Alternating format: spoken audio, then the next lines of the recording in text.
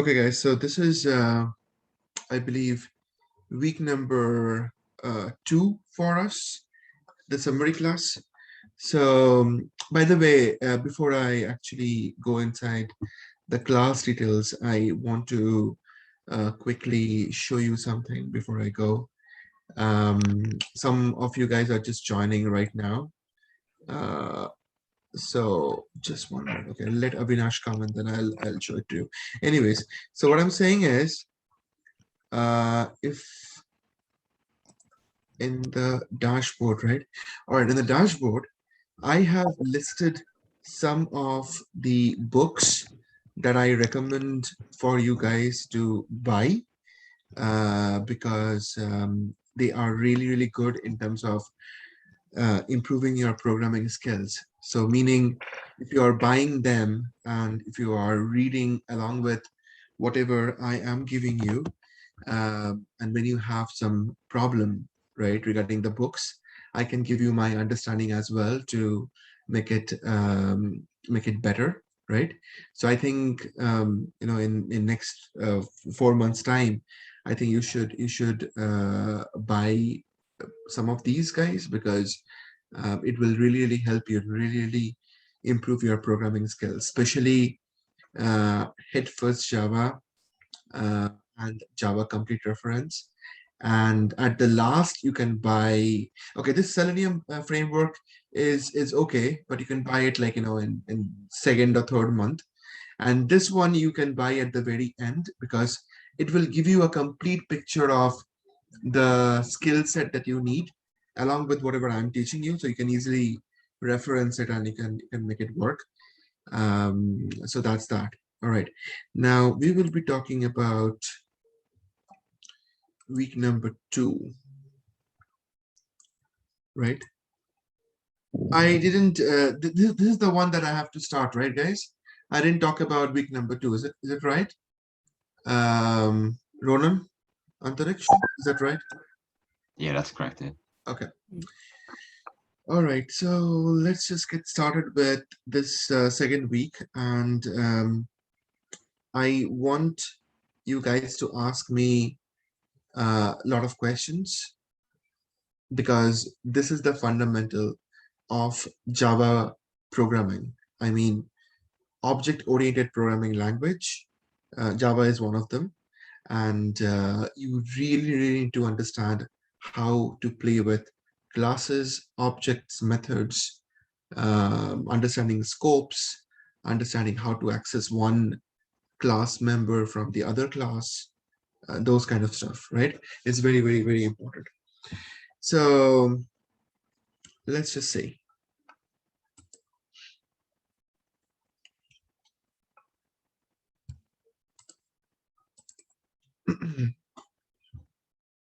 okay.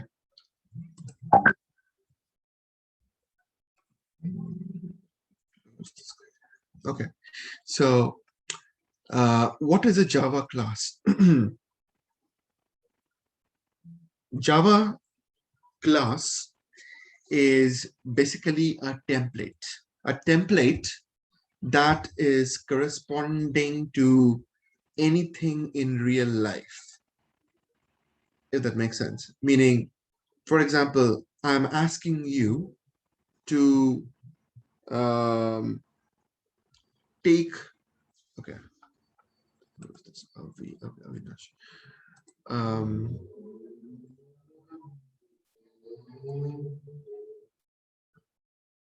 One minute.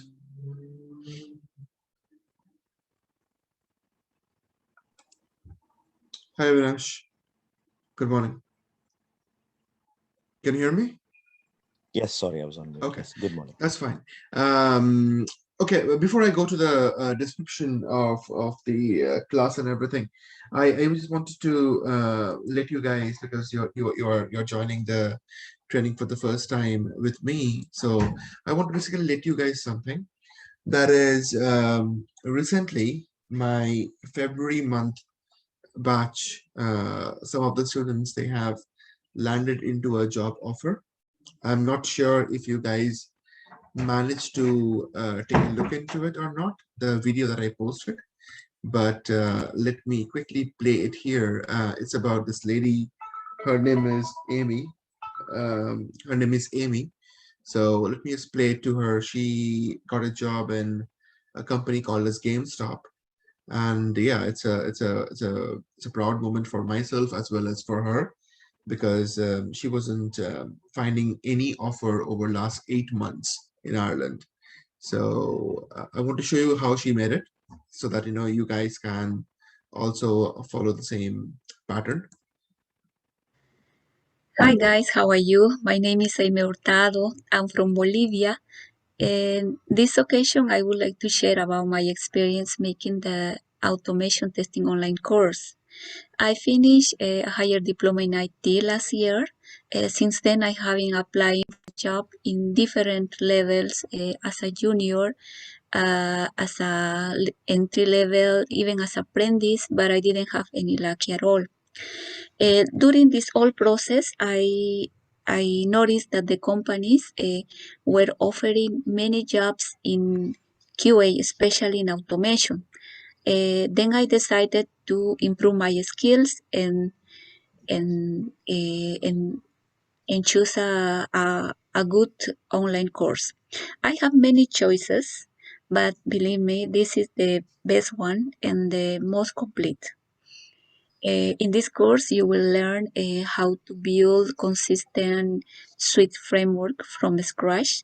If you don't have a developer background, you don't have to worry, because this course will provide you the most essential concept of a programming oriented object. And also, Sobik, the trainer, he will show you, he will share you his day-by-day work, so you will learn how to build real frameworks. Apart of all, when you finish the course, if you are looking for a job, as it was my case, Sobik will guide you to make your CV, and also he will provide you information, videos, just to in order to get ready for the interview. It's hard, it's not easy, because the competition is hard outside, um, but it's possible. Uh, Imagine in my case, I was trying to find a job uh, for about maybe 7 or 8 months, but I didn't have lucky. I After this, I made the course, and after 3 or 4 weeks, I started applying for a QA automation position, and I got many interviews. Every interview was as like a training for me, because I need to improve how to answer what the companies are expecting, and much more. But this process helped me a lot. I work hard; it's not easy, I have to recognize, but at the end, it's possible. Finally, I got a job. Actually, I'm working in a enterprise company. I'm so happy. And if you are looking for a job, I think it's a good option for you. You just have to go for it, and it worth it. It really worth it. Finally, want to only suggest you that you dedicate your time in this course. I encourage you to make the assessment, the test, and everything that you will ask it to make in this course. Just do it, and everything will give you the confidence enough. And it's a really start in automation programming. So go for it, and I think you will be very, very, very glad. At the end, you will be satisfied with this course. Uh, so that's it, guys. Thank you so much for your attention, and have a good luck. So basically, I wanted to play this to you so that you understand that um, it is absolutely possible with the right amount of dedication that is needed. You I mean, I'm not saying that, you give the first interview after the training and you will crack it. It might happen, but it doesn't generally happen with other students. So it will take some time, like a couple of interviews, to understand the whole interview process game, like what kind of questions are being asked. And I will be definitely there to help you out, So once you are kind of accustomed with that whole process, then you will see that they are just following the same pattern over and over again, right? And then you just work it out. I mean, there is nothing. It's not that it'll not be possible. So just focus in getting the technical skills. When she joined the course 4 months back, she told me, Souvik, I'm less confident because you see I'm from Bolivia and my communication could be a problem. But I said that, so Amy, for you, the only thing that you need right now is technical skills. Communication will work out. You can speak in English. Yeah. So your first thing that you should be fixing is your technical skills. So she did. She followed my lead and she exactly performed whatever I asked her to do. All the assignments every week, right? If you go to her folder, you will see that she was very, very, very sincere about it. All the assignments every week, she was very much active in the live class. She was asking questions. Okay, when I was asking questions to her, she was able to answer, right? She was booking up calls with my Indian counterpart over and over again, right? Which shows that she was trying to make that change, and she did it, right? So that's what I am looking for from every one of you, whoever is trying to make it to work. I mean, to automation. Okay. Anyways, let's move on to the class. All right. So what I'm saying is, I'm saying about class, Java class.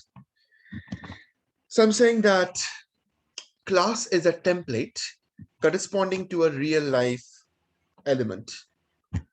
For example, if I'm asking you to talk about, to hold information about a person, to hold information about a class means a school class, right? These are two different live objects or elements that you can use to make your situation. I mean, you can create a template with all these different live objects, and then you can hold the data in a much more organized manner. So for example, let me go to my Eclipse. Let me show you what I'm trying to say here.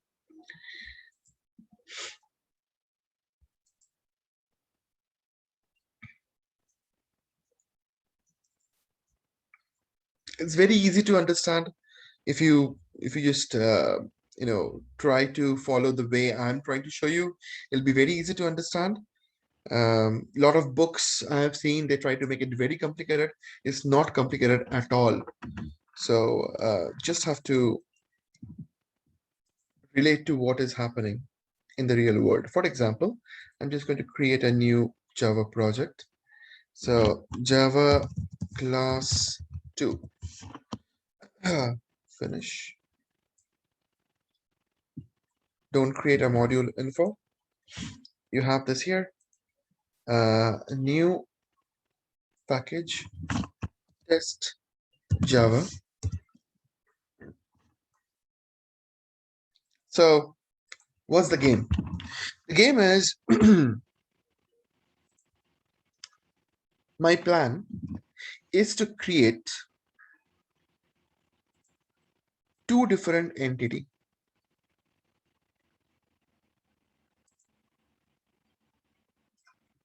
This is a human or a student,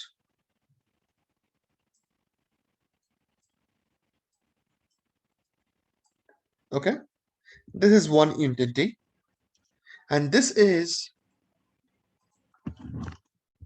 a class, right?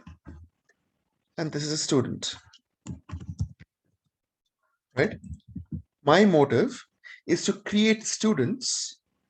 My motive is to create multiple classes and simply add my student into the class. Can I do that? With simple Java. I don't want to use any database or whatever. I'm just trying to create multiple different students, multiple different class, and simply add my student to the class. Can I do that? I can do that. In this game, in this world, there are two different entities, a student entity and a class entity. So first thing, we will take care of the student entity, right? Idea is I will be creating a template. I'll be creating a template named students or student new class. I will be creating a entity called a student, just like that. Not going to add any main method. Main method is the place from where you want to trigger your program.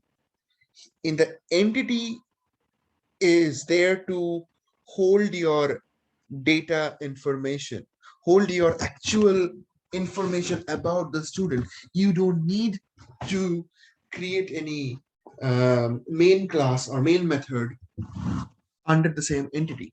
Okay, let me show you the whole process. This is my student. All right, a student can have few different attributes. All right, attributes like string,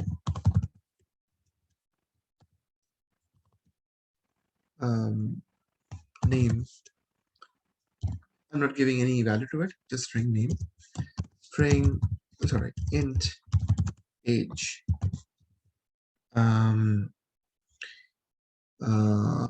int age, okay, string location. That's it. Okay, these are my attribute property in this particular student class.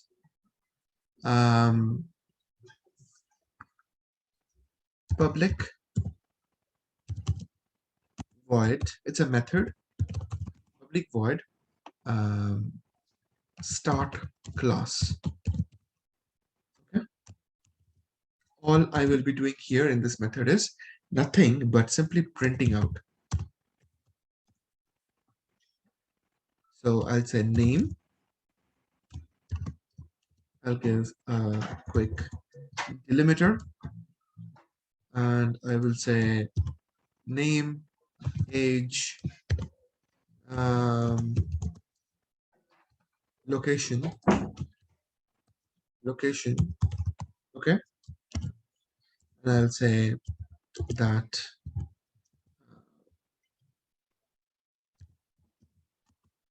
starting class, okay, starting class, and ending class. All right, ending class. This is a very stupid method, but it's good enough to understand the concept. All right, that's my student class. So what am I doing? I'm adding some class members. Okay, under the class, I'm adding some class member. By the way, we have to understand the syntax of the class as well. Number one is public. You have seen this earlier. It's an access. A class with a public access means this class can be accessed from anywhere, within the project, outside of the project, anywhere. I have shown you earlier when I was trying to extract a jar file from a project and then pushing it to another project, you were able to access that class because that class was a public class, right?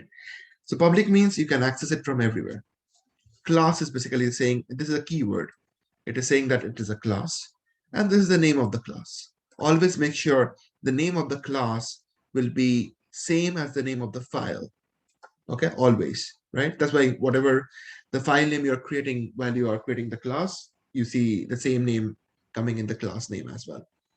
All right, that's that. Now look at this flower braces. That is a scope of the class, meaning this is the boundary in which the class is operating. Okay, that's the scope of the class. Within the scope of the class, there are your chance to add in multiple different class members. So you have one set of members over here, and these are your variables. And you have another set of members over here. These are your methods, right? So you can say it as attributes and properties. Okay. Anything that is relevant to the class is what you are supposed to keep. I hope that makes sense. I mean, in a student class, you're keeping the name as student, and you're giving the property names or attribute names as brand, model, and engine. That will not make sense to anyone when they read the code, right? You're creating a class student. You have to keep things inside it which is relevant to the class. Okay, that's the bare minimum understanding I want to give you at this stage. All right, perfect. Next, next is I want to create another class, and this class is not going to be the actual school class, but I'm going to create a simple class called test school. Okay, with a main method. Finish. This main method is the method from where I will be triggering my program. So you can see it is exactly like the other class, normal public class, whatever. And then there is a special method called a main method. I told you what it is. In this main method, I will be creating my actual students. What do I mean by that? You can understand I have created a template over here, which is just a template. There is no data into it. Now, from this main method, I can go ahead and actually bring life from this template. Meaning what? Meaning I can say student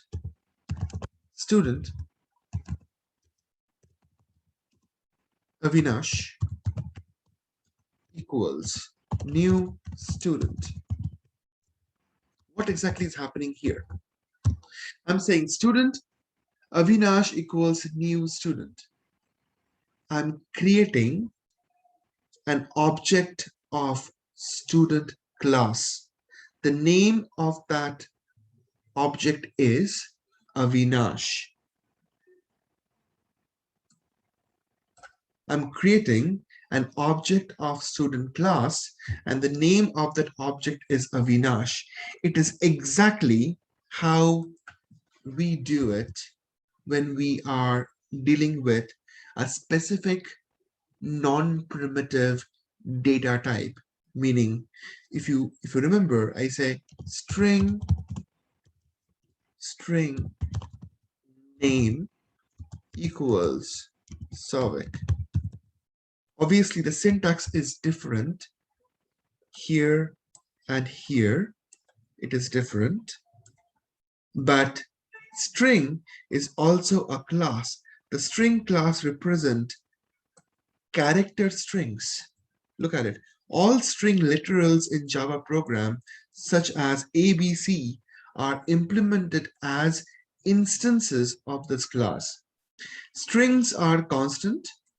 Their values cannot be changed after they are created.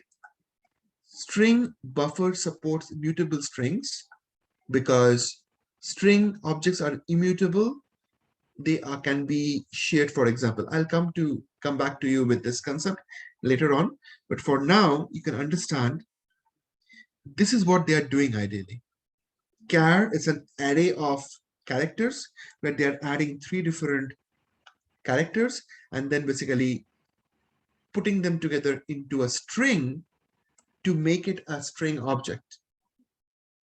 I mean, you can also understand. So basically, when you are saying this, string name equals solving, what is exactly happening?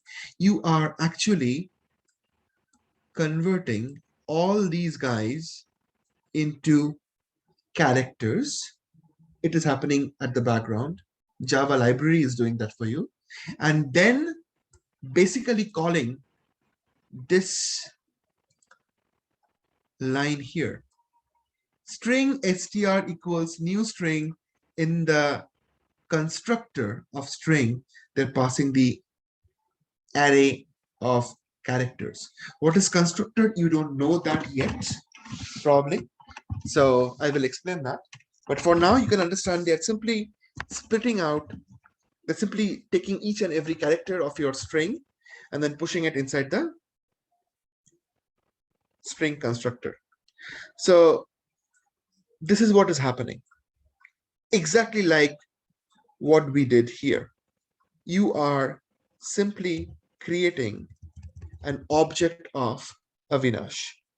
At this stage, I can create Avinash. I can create Ronan. These are our different object names. I can create the Mina, right? I can create them. And then I can put a simple sys out. Why am I doing this? So that I can inspect them at runtime. Okay, I want to debug it. I want to figure it out. What exactly is happening when you are creating an instance, I mean, an object from the student class. Okay, so what I'll do is very simple. I will go ahead. Just 1 minute. Okay, so I'll go ahead and just say debug as Java application. Right. When I am here, let's do some debugging. My execution is at pause. Guys, I'll tell you something I've told you earlier as well. Without debugging, you are not becoming a developer. So don't be scared. Don't think of just executing it bluntly. Just this display button is nothing. Don't just build a habit of clicking on this play button every time. Put a breakpoint. Try to debug. Even if you are running this program for the first time, even if you know that your program is simple and it will work, I want you to get accustomed with debugging. Add breakpoints. Okay, you see I'm adding a breakpoint. Double click on this blue zone and you will be creating a breakpoint for a particular line. And I executed that. Just very simple, right click on this, debug as Java application. Instead of run as Java application, you do debug as Java application, and it will simply start the process in debug mode, and then it will stop the execution over here. Not stop, but pause the execution over here in line number 13 or whichever line you are adding the breakpoint. Once you have this, now you have the possibility to start finding the information.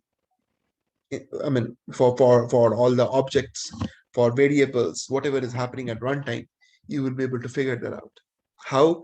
Just hover your mouse into one of these objects for now. What do you see? You see that there is some hash code, test java.student at some kind of a hash code, age, location, name. Okay. There are 3 different variables or properties specific to Avinash. which has no information right now. So what exactly is happening when you're writing this line? Student Avinash equals new student. What exactly is happening? At this stage in line number 13, we have created 3 different objects of student class, okay? And they are exactly looking like this from the memory perspective. So you have JVM, the Java virtual machine. Inside this Java virtual machine, you have 3 different objects created. Avinash, say it like this. Avinash, Tamina, Ronan, right? They are absolutely different from each other. Why? Because they are sharing different location. So Tamina, Avinash, and Ronan, they are having their own small world in which they have the data which is not shared across, which is confined within its own space. Keep that in mind. Meaning the information of Avinash cannot be accessed by Tamina object. So in this object, every of these objects, they have, right now, they have 3 different properties, attributes, right? Name, age, age, age, and location, AGN, location. I'll just say NM. Name, age, and location. So every one of you guys will have the exact similar structure at this stage. At this stage, everyone will have their own set of information. At this stage, if you are looking at all of them, Ronan, age is 0, location null, name null. Avinash, age is 0, location null, name null. Tamina, same. Why?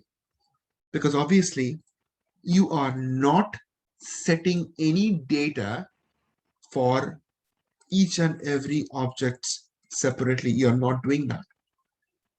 There is no data into it. They are simply an empty object without any purpose. I mean, there is a purpose that they're a student, but that's it. Nothing more than that. How can I start filling in data? Let's look at it. I will do some debugging, all right? Be familiar with it. Practice and be familiar with it. Click on Avinash or any one of them, right click on it and say watch. When you do a watch, you will see a small window coming up here. I will actually remove everything that is irrelevant. And look at this guy called Avinash. Avinash is an object, totally fine. When you have this Avinash object, I can go ahead and I can try to fill in, or I can try to access my attributes and properties with the help of dot operator. Now the small window that I'm showing you here over expression, this can let me run a code, a new code at runtime, meaning I'm just trying to add a simple code here saying dot name equals Avinash. Okay, enter, I did. Now, if you again hover on Avinash, you get the value. Do you see that? Other two guys, they don't have a value yet. And if you look at Ronan, there is no value. If you look at Tamina, there is no value. So what does that mean? Your information is confined within your own memory space. Clearly proved, right? This small window can let you manipulate your data at runtime. Again, I can go ahead and say, so you see, I executed in this cell, I executed name. I can execute age. Age, let's give it as 35. And I'll give location. Location, say London. The string, so always in a quote. London, right? I have fulfilled all the information that Avinash object was looking for. Now, if you just go and do it, check it again, you have everything here, right? You have everything here. Okay. So now that we created the student object, totally fine. Let me clear my expressions. Okay. Now, I wanted to do something. I wanted to fill up some information here. Actually, not at runtime, but actually, Avinash name equals Avinash.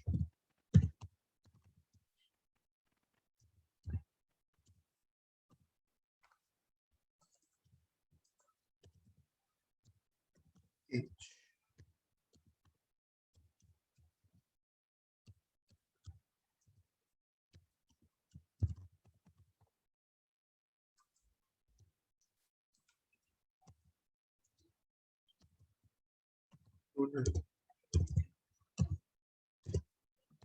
Name.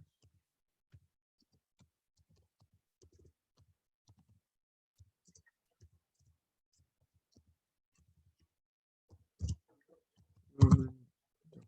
Age. 30. Ronan. Location. Dublin.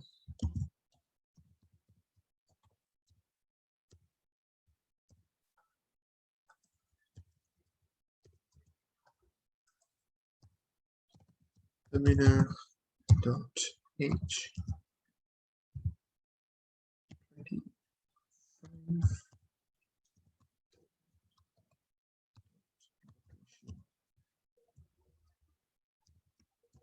Dublin.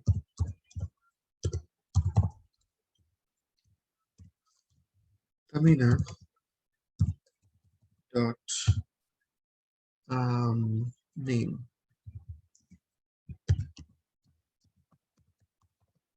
Okay. They have 3 different sets of data. Perfectly fine, no problem at all. Now, the question is, when I was drawing this diagram, I told you that they are different. Okay. But you also have to understand something, that these objects are different, not because the data inside is different.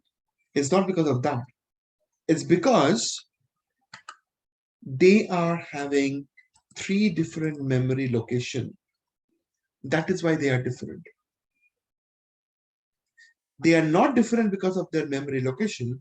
They're different. I mean, they're not different because of their data information, but they're different because of their memory location. Always keep that in mind. Okay. So I created these 3 different objects of these 3 students. My motive is to add these students to one of my batch. Correct? So can I do something like this? Can I create another class? So you see, there are in this whole story, there are 2 different entities. Student is an entity, class is another entity. So I say new class, And let's get here and say that I'm creating a class. So I'll just say, I cannot give the name class here. That will be a problem. I can say Wisdom QA class. Wisdom QA class. Something like that. This is also another class. Just like that. In this class, I will be keeping some information. Number one,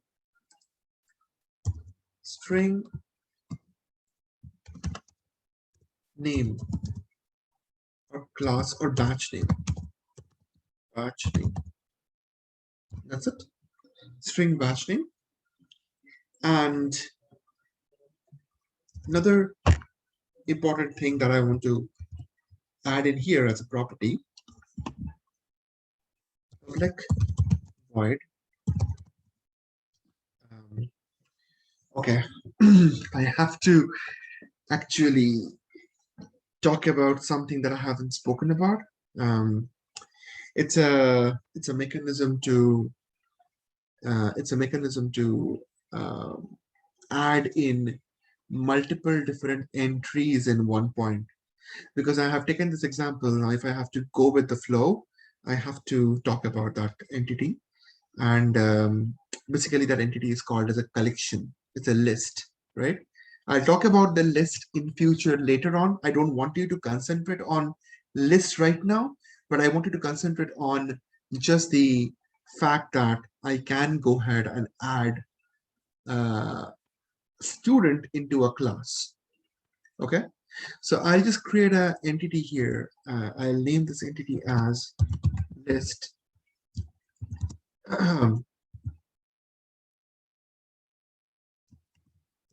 Okay, so I'm creating a list of student,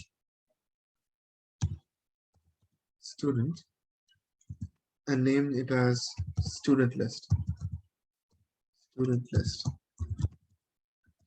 equals new array list. This syntax is absolutely a gray area for you, and I totally get that. I will definitely talk about this later on, but right now, just follow my lead and listen to the story behind it. Ideally, this guy is doing nothing but simply letting us add multiple students inside one entity. Okay, it's one variable inside which I can add more and more data. Okay, not one to one. Okay, it's one to many kind of thing. So public void add students. This is a property of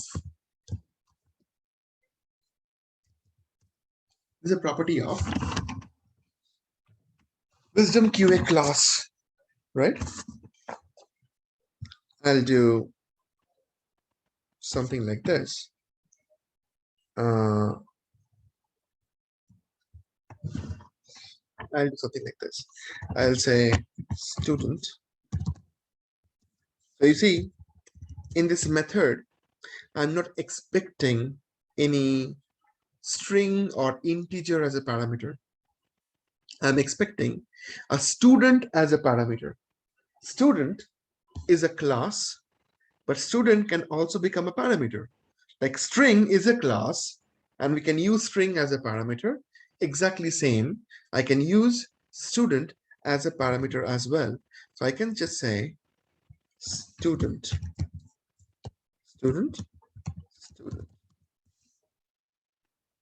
This is the class student, and this is the parameter name student, right?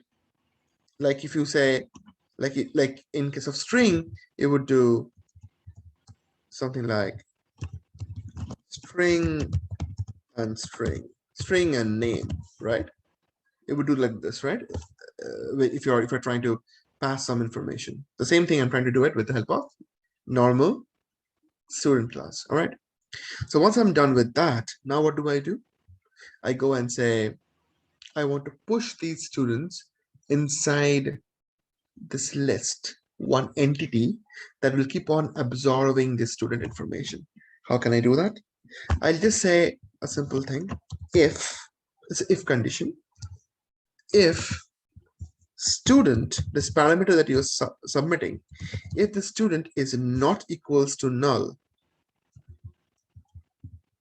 not dot equals null. If this is not null, okay, or even better, I'll say if student dot age is not equals 0, is not equals 0. I'll tell you what I'm trying to do. And student dot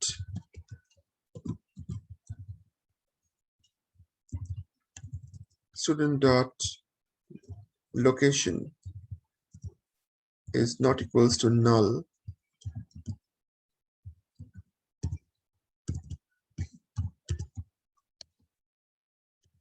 I'm introducing a new method here for you, which is equals to null, and same thing with the name.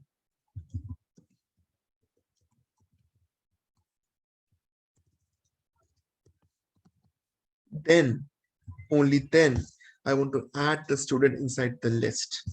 So student list dot add student.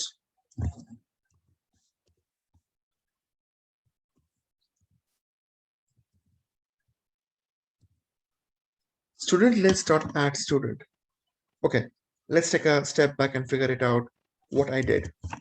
I'm saying when I call this method and I pass a student entity inside the parameter, I first want to check that the student entity is actually having a date, age that is not set to, or I'll do even better. I'll say is not less than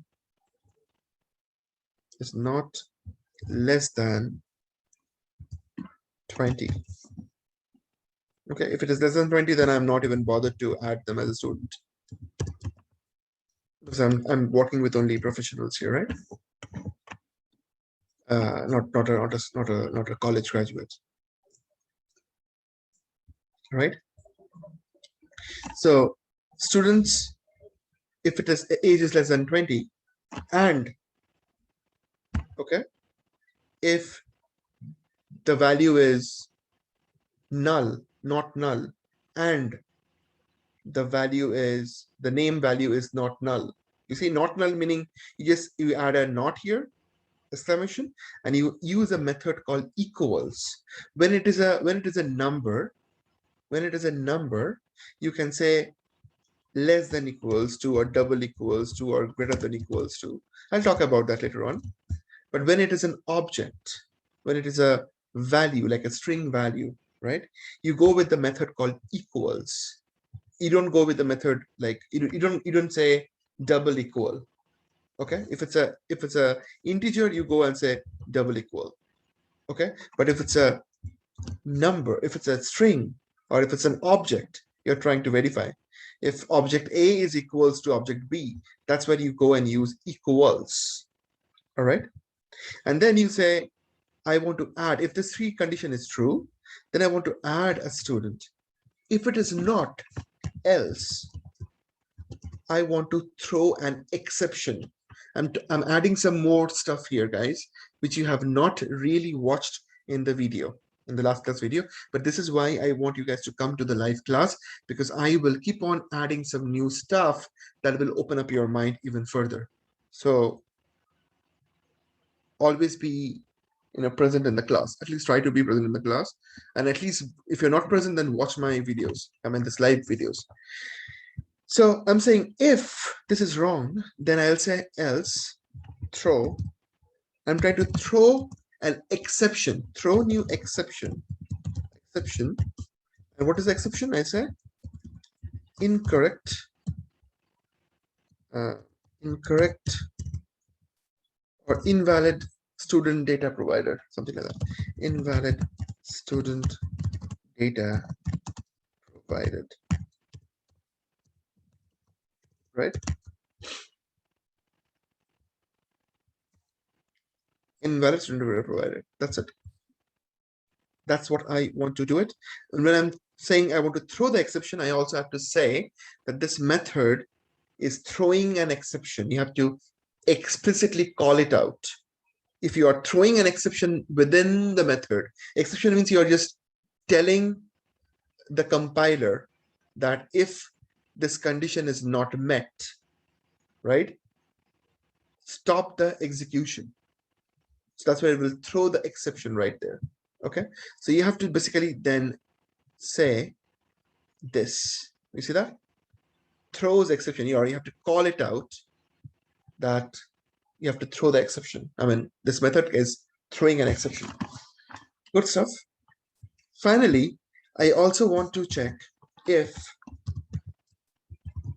okay, I also want to check public void print students or get students in the class. Get students. Get students. Just that. I want to print out. I want to print out all the students belonging to that batch. By the way, I want to do something else also. When I'm doing this add, I am adding just the student, right? Yeah, that is good. I'm thinking, is there a way I can somehow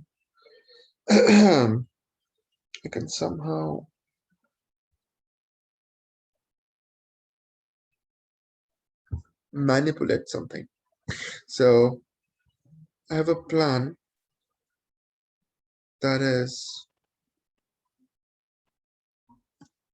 let's see.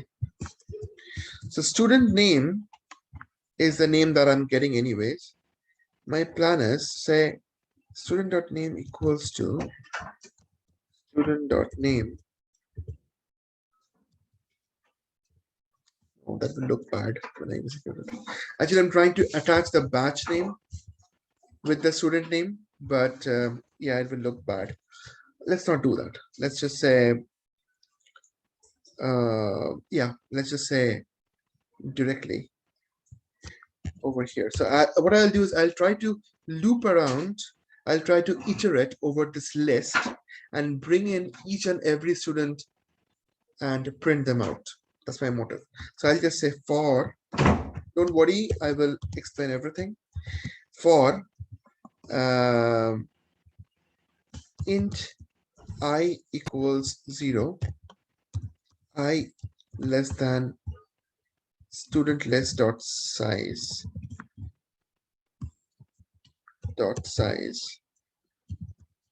okay, I plus plus.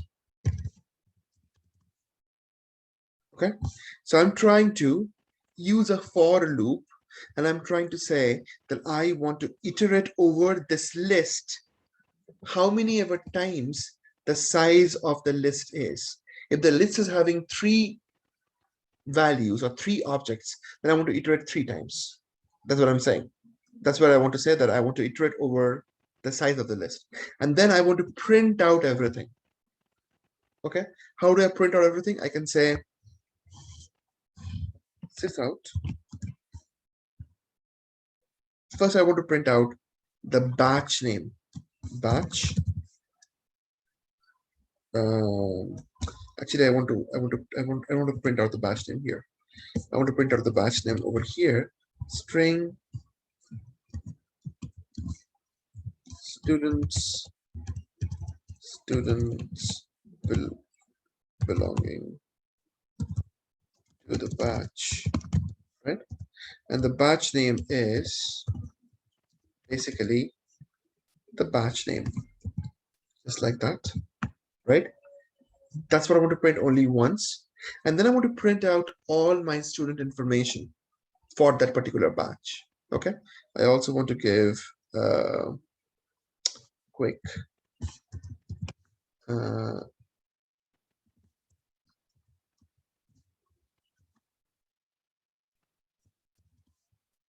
separator so that it can look good. It'll look good. And then here I want to print out. I want to print out my students. So how do I do that? I just say sysout, and I want to print out the student. So I will say dot get of I dot name. So I'll just say name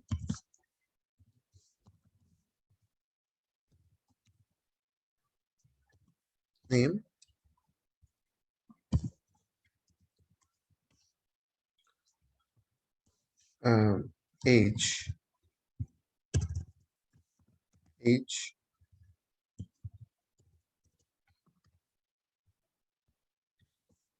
location.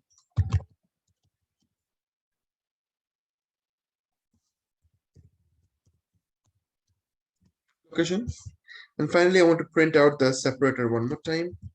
For each and every student, there will be one separator. Okay, that's what I want to print. Let me just give you a quick understanding what I did here in this simple program. So I'm trying to iterate over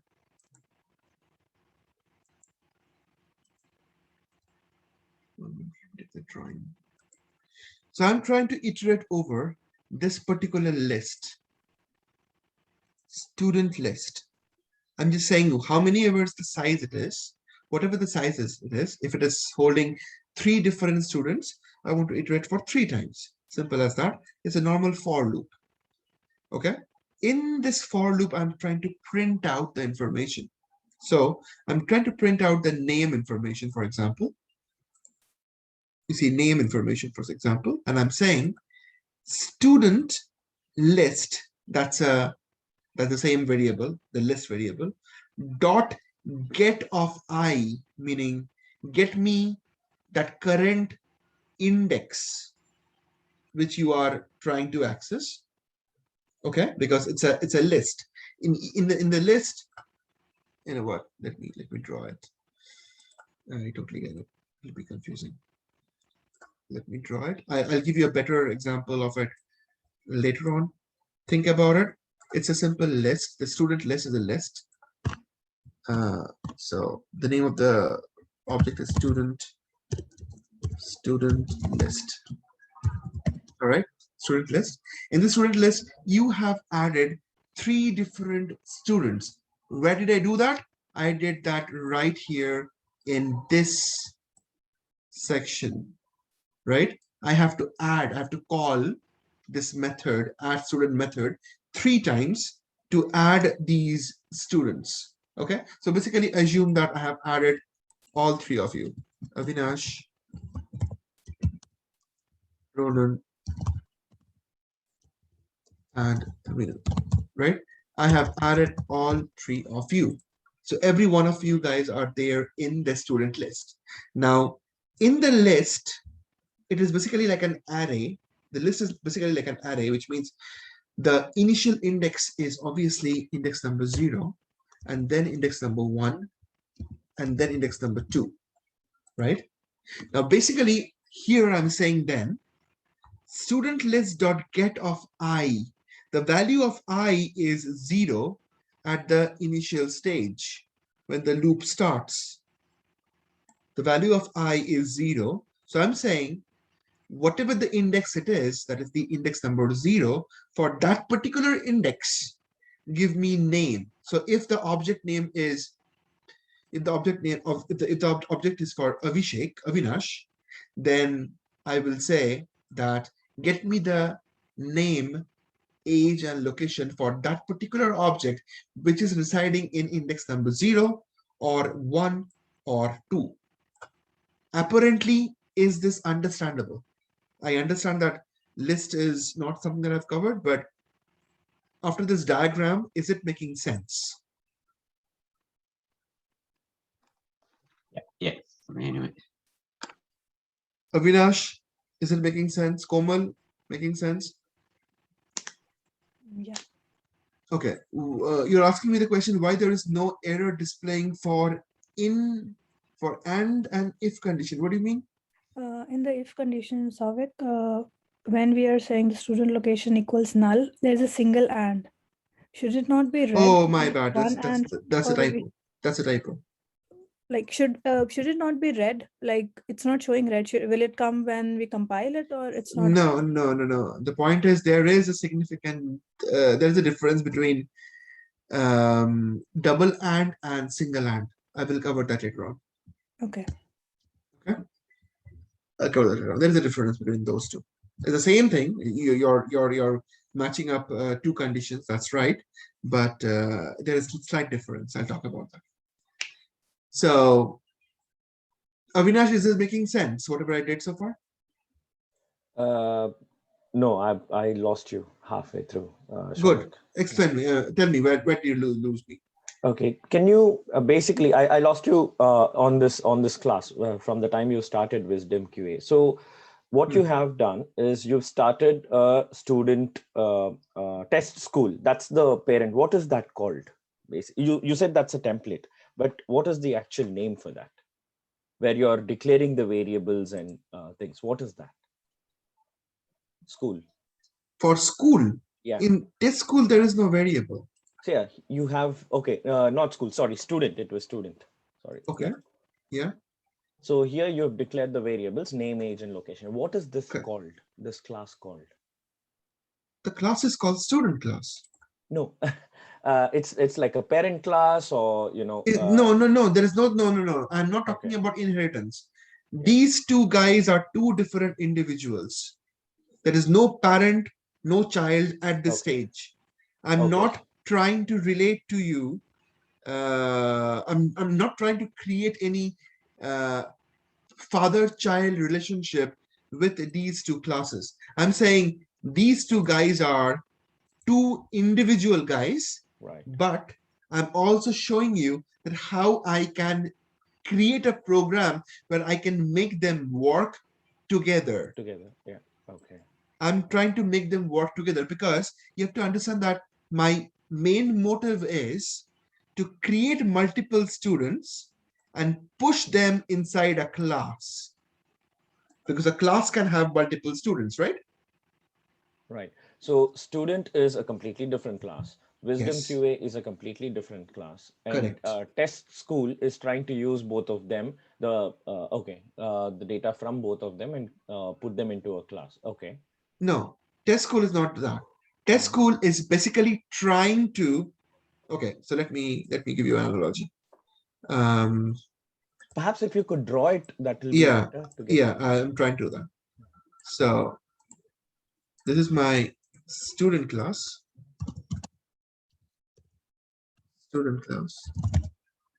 This is my Wisdom QA class, and they are two different individuals altogether. Okay, now this guy is your test school,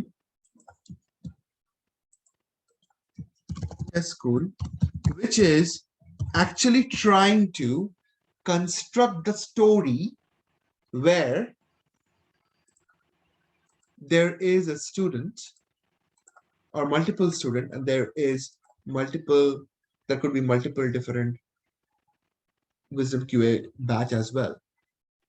This guy is just trying to stitch a story combining a student and a Wisdom QA class.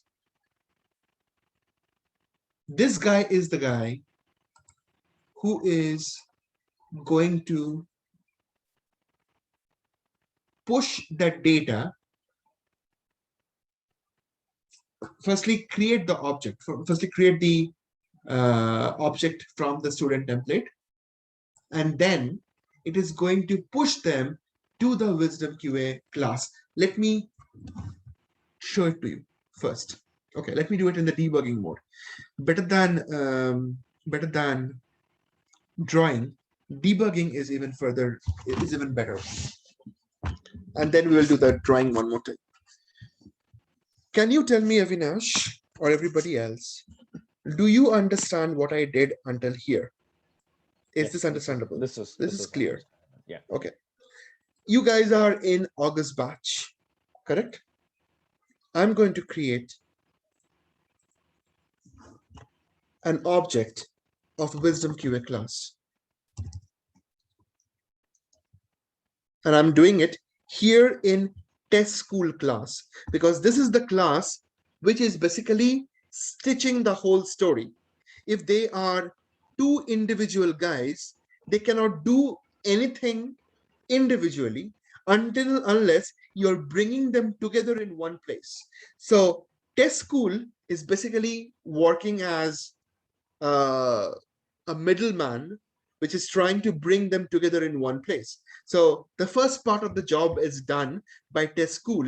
That is, it created 3 different students. The job of test school is to build a story where there are 3 students, okay, for Wisdom QA August batch. That's the story which test school is trying to create. Is this understandable? Everyone, is this understandable? Right? So now, if this is understandable, the first part, to build a story where there are 3 students, I got my first part done. Is that right? Is that right? Yeah. Okay. Now, the second part, I'm trying to create a Wisdom QA batch, and I want to, where there are 3 students for Wisdom QA batch. Okay. 3 students for Wisdom QA batch. So I'm creating a Wisdom QA batch now. Wisdom QA class. Let's give the batch name as August 2021 equals new Wisdom QA class. Just like that, exactly like I did in case of students. I'm creating a batch for Wisdom QA August batch. Okay. Now, once I have created this August batch, firstly, let me give the name to the batch. Okay, this is the object name. Okay, but the name to the batch is not yet given. So let's give the right name to it first. Dot batch name equals August 2021. Avinash, clear till this? Simple? Yes, this is crispier. Yes. Good. Let's try to add in students inside the batch. I'm trying to do only this part now. To build a story where there are 3 students for Wisdom QA batch, I'm trying to add these 3 students into Wisdom QA batch. How? Simple. I have a property there called add students. That method accepts a student object, meaning I can say August 2021 dot add students, and let's add Avinash. This is asking me, okay, because this method is throwing exception, so it is saying try to handle it. What I will do is, for now, I will just say throws declaration over here as well. But I will try to handle you. I will try to handle it in a better way. Just give me 2 minutes. So I added the first guy, Avinash. Let's add one more student. 2021 dot add students. Let's get Ronan added. August 2021 dot add students, and I'm adding Tamina. So I added 3 students into the Wisdom QA 2021 batch just by calling dot add students method. This was possible because if you look into this method called add students, it is expecting a student type of object. If I hover, you see, add student method accepts a student object. So you are a student. These guys are student. Can't I pass them directly inside the method? I can. I did. Is this making sense now, Avinash? Where did you declare add student? It's a part of Wisdom QA class. Here, it's a method. Right. Add student. Okay, this one. Yeah. Okay. Okay. This is the method. Okay. This method is what is the job of this method? The job of this method is to add these students, right, inside a list declared. I have a list called student list. Inside that list, I am adding the students. If the students is above 20 years of age, if you are giving some value, I mean, it's not null, I mean, the location is not null, or the student name is not null, then you are able to add them together. If not, then it will throw you with an exception. Make sense? This is adding students into a list of students, right? And this is simply printing students information. That's it. Avinash, are you clear with this? I'm getting it now. Yeah. Okay. So my whole story is done, but I want to even do more, meaning I have added my students, good stuff.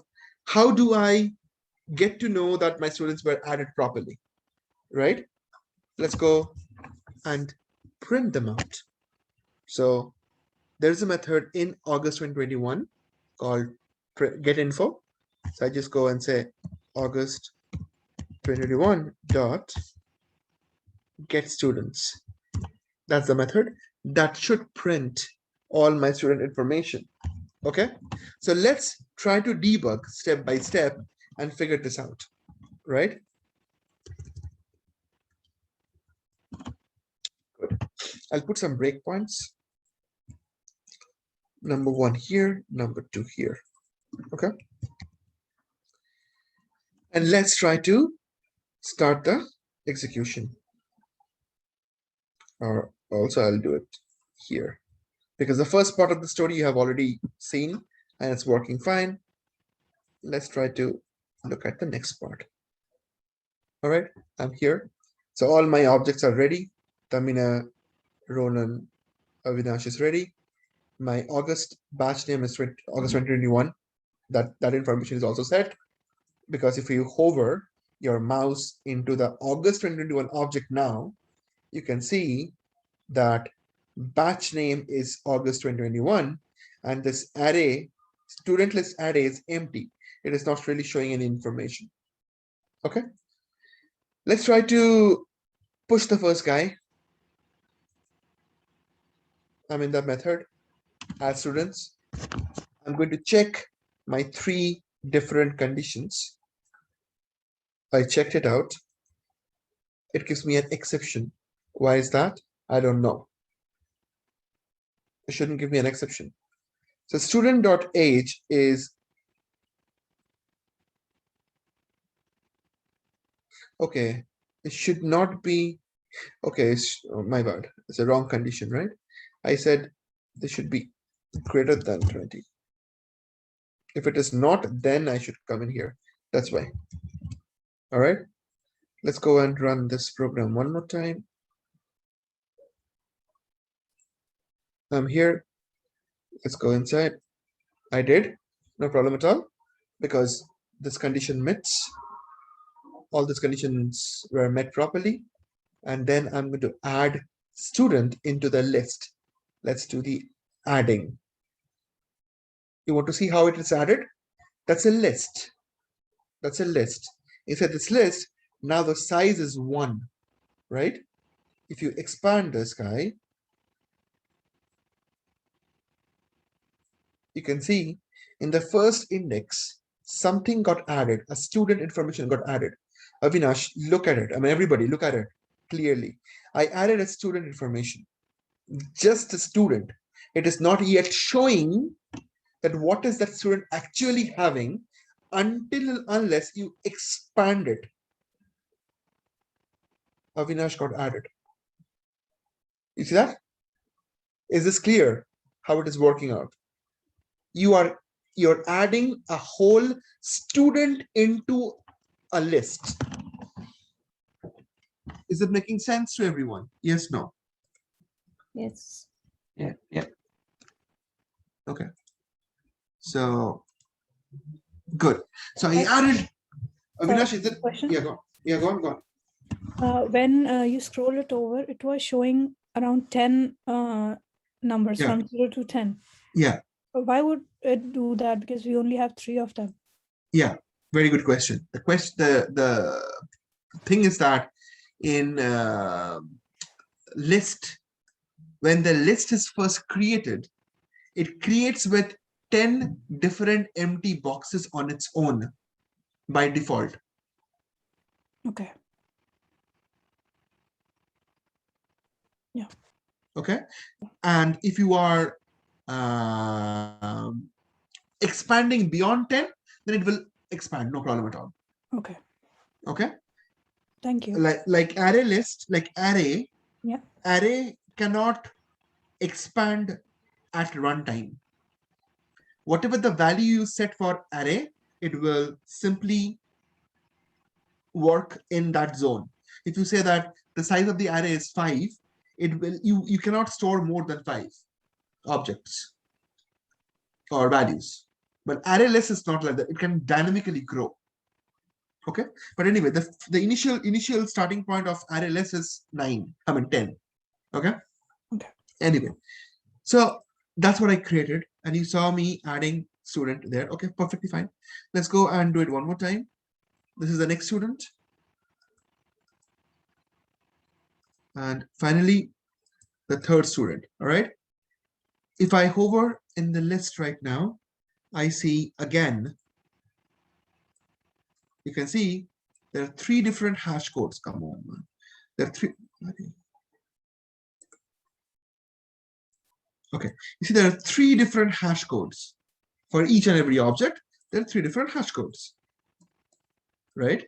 And then if you open this up, you see all others are empty, null, nothing is there, but there are 3 students added. One for Avinash, one for Ronan, other one for Tamina.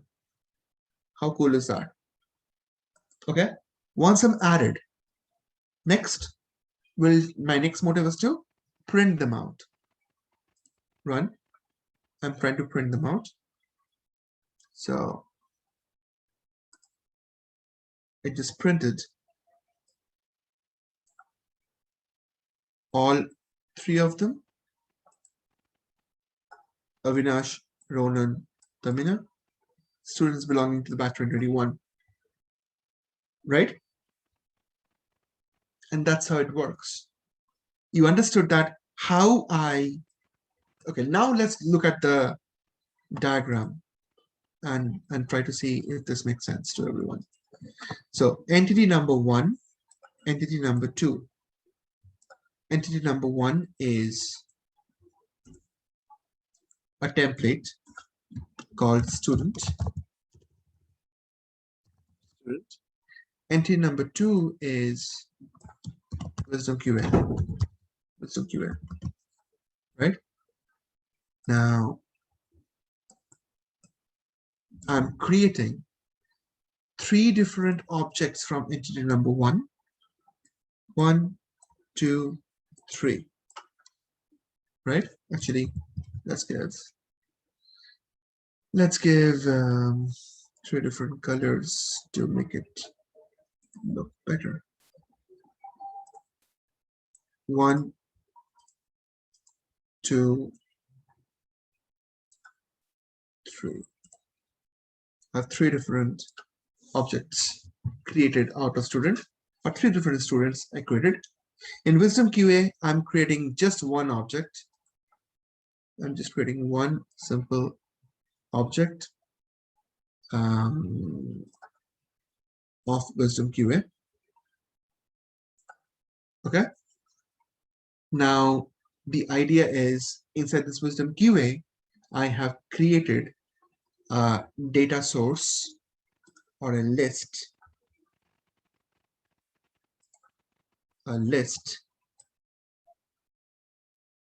like this that can hold students, right? Idea is I'm trying to push them one by one to that list. And who is orchestrating this whole situation? Who is doing that? That's good. Exactly. Very, very good. That's cool. Is that making sense to everyone? This part that I'm telling you today, if you are able to make it like 100% clear, if you're absolutely clear with this part, this is going to take you a long, long, long way. In object-oriented principles, this whole game, a lot of people just struggles to understand this whole concept. If you get this through, then it will take you a long, long, long way. So if you have a question, I want you to tell me right now. I want to clear it right now. I don't mind if I'm not able to finish all the topics that I was planning to finish today. I don't mind, but I want to really make this clear to everyone. Is that clear to everybody? Kumuda, I'm not hearing anything from you. Yes, Avik, it's clear. Okay. Avinash, Antarishk? Yeah, it's clear. Yeah, I'm not able to mimic what you did because of the array classes and things like that, but array lists and things like that. But Yeah. I understood the concept. Yes. Okay. You understood that. Okay, you understood that there are 3 different entities here for a reason. There's the orchestration guy who is orchestrating the whole stuff, and there are 2 different entities because the story requires 2 different entities, right? So you understood that part. Yes. Yes. Okay, good, perfectly fine. This piece of code that I'm writing right now, I will be uploading this Java class project after this in a zip inside the Slack channel. You can download it from there and you can try to run this. Let me know if you are facing any problem. I can definitely help. Okay. This is basically object and class, the story behind object and class. Let me clear this out. I'll take a quick 5 minutes break, guys. I'm talking for almost 1.5 hours now. I'll take a 5 minutes break. I'll come back and then we will try to look for other stuff. So here, okay, let me just finish this.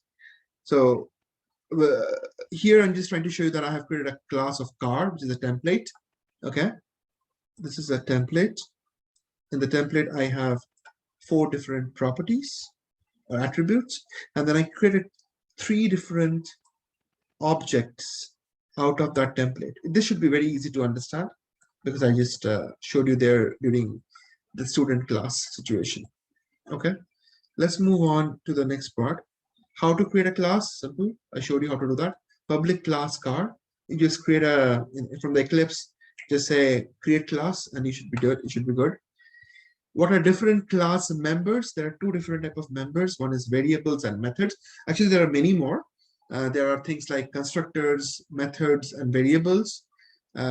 Constructors we have not yet covered, so we will do that later on.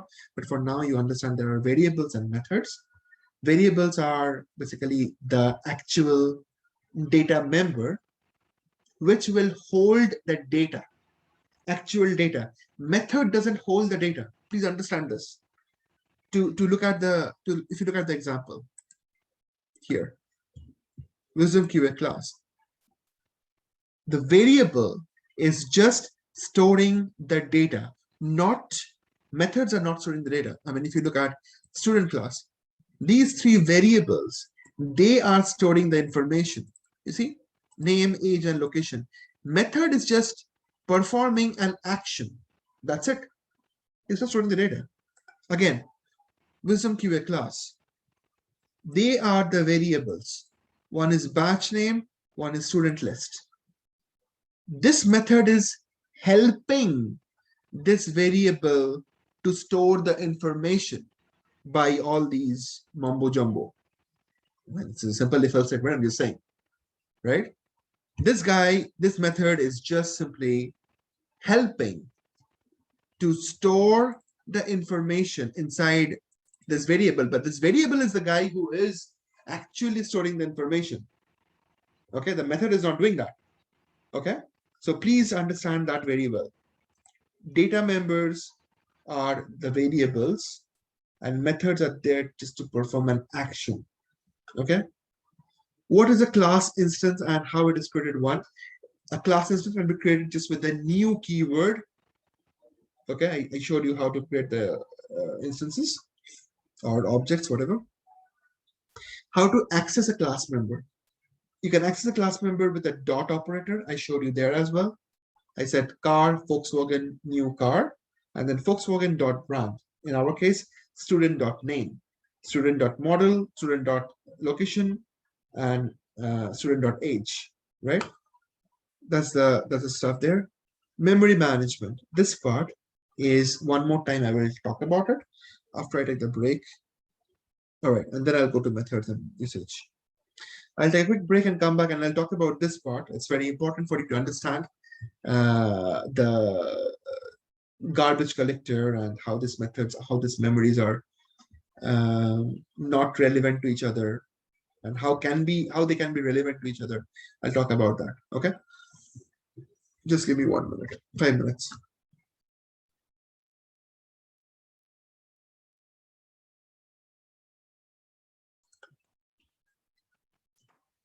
Okay, so we're talking about the understanding the Java object and memory management.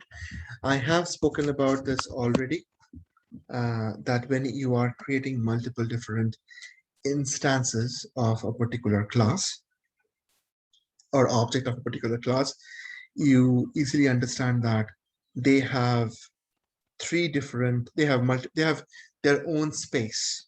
Nobody is taking up the data from other entity, right? However, I'm trying to show you in this diagram how does a garbage collector works.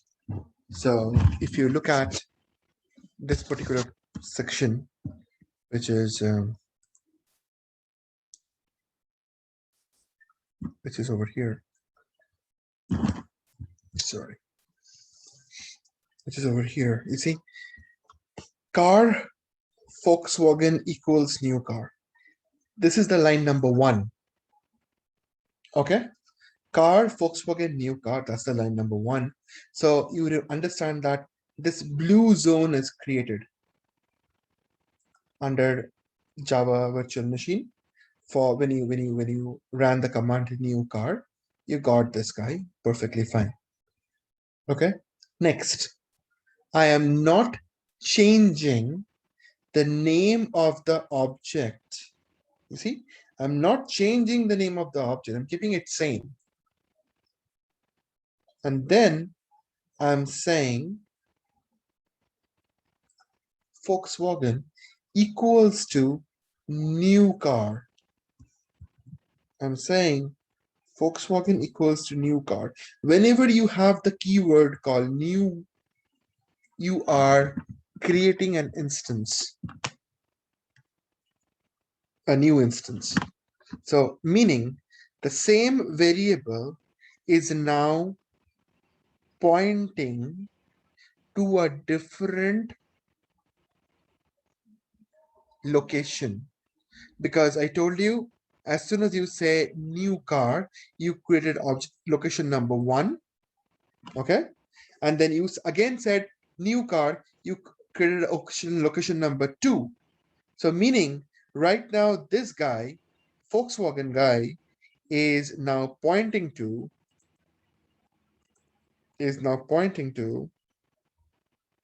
the new car location, the orange location.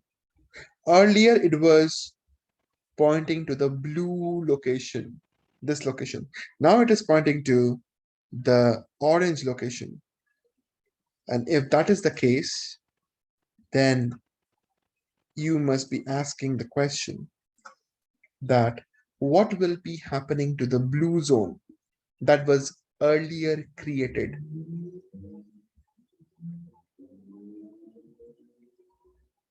It will be automatically taken care by Java garbage collector, which will automatically scan and figure it out if there is any unclaimed memory location. If it is there, it will remove it. And you don't have to do anything in order to remove that. It will automatically do it for you. Is this making sense to everyone? The garbage collector and this guy, this green guy, it is a different object altogether, right? The name of the object name is Aston Martin. Okay, that's a separate guy. So it has separate memory location altogether. No problem at all. But the problem over here, the way to understand garbage collector is that if you create a car class, and then again by mistake, if you're creating an object of a car class or any class, and then you are using the same name to reinstantiate the object, then whatever the data that was holding by new car, it'll be all gone. That is why I am bringing up this discussion about garbage collector. Is this making sense to everyone? So one quick question. Hmm. So first line, when we say car, Volkswagen, new car, so we are creating an object. Then what do we call the second line? Is it that instance of the object, or? Yeah, like you would like you can do this, right? I mean, in normal programming, can you do like this? Can you just say string name equals Komal? Can I again say name equals Tamina?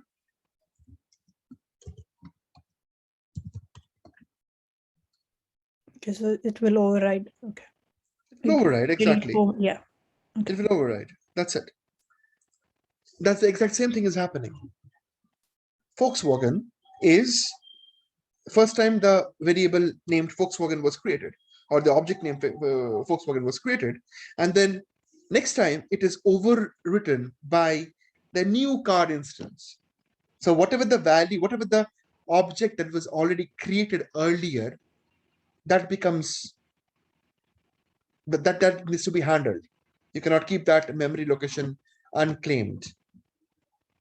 So which is why garbage collector will come in place and then kill that location.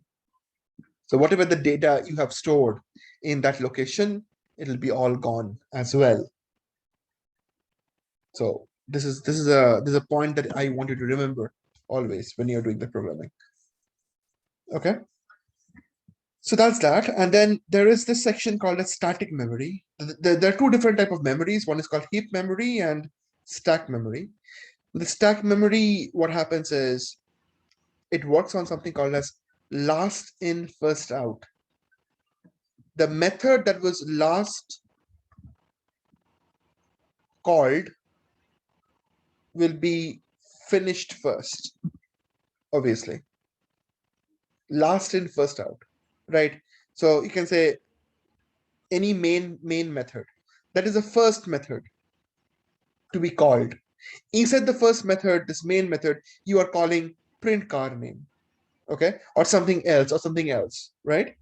So whatever the last method that comes inside this memory block, that will be first executed, and then the next one, and then the next one, and then the next one, and then the last one, the main method. I mean, I will not say execute. I will say the way this memory block is handled. The main method will be removed out of the memory block, the stack memory block, when everything else is executed or everything else is removed. Right? You understand that I have a main method here. I have a main method here. Inside this main method, I have a scope. In the scope, I have multiple different other methods. What are the methods? Say get info is a method.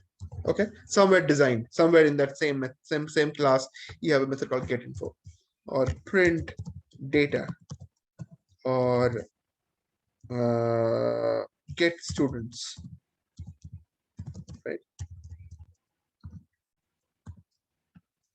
Right? You have these three methods. What will it do? The main method is the guy which is holding all these three methods. So ideally what will happen is it will first get the get info method called. Let me show you with this. Okay. It will first call the get info method in this memory, stack memory. Okay. It will wait a minute, let me think. So yeah, the order of execution is to be clear, right? So firstly, it will take up the get info method. It will execute that. It will take it. Yeah, exactly. In this block, you will have a list like this. It's a last in, first out, right? Let me draw it the right way. Okay. The last method to be taken out from this list is the main method, which is obviously always the case. Okay. After this, you have the next method to be called, which is get info.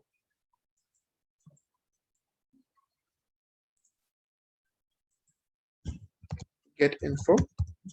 It will be called, and it will be executed. Now you have to understand something. Get info is a method, but if there is a method inside get info which needs to be called, for example, there is another method here. I'm just trying to design it. There's a method called, the method is called get info. Inside the get info, you have another method to be called, say calculate salary. I'm just saying, okay, anything. Then what will happen? Then calculate salary needs to be called first, then the get info, correct? So meaning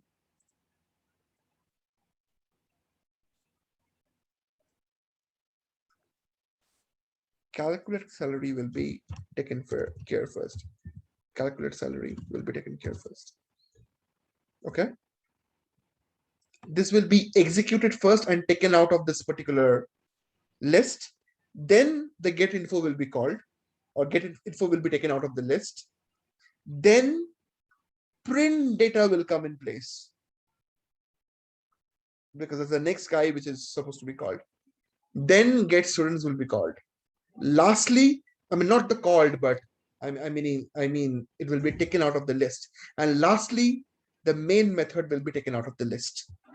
So you can think that in Java Virtual Machine, it maintains a list. Basically, that list is created so that it kind of understands what method to be executed after what method. That's all, right? You don't really have to be concerned about it.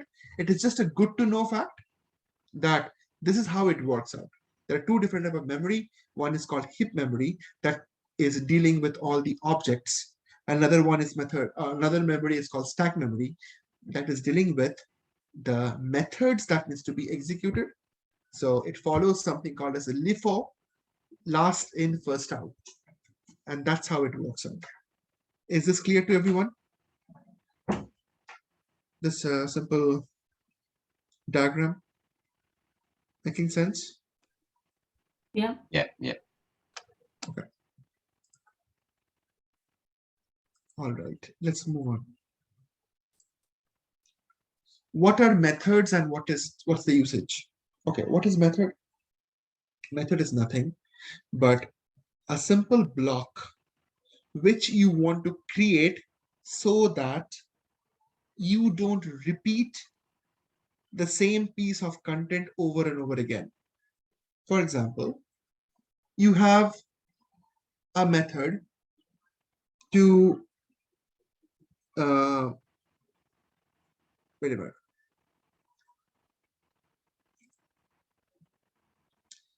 Get student method, okay, or add student, right? Now, tell me something. I could have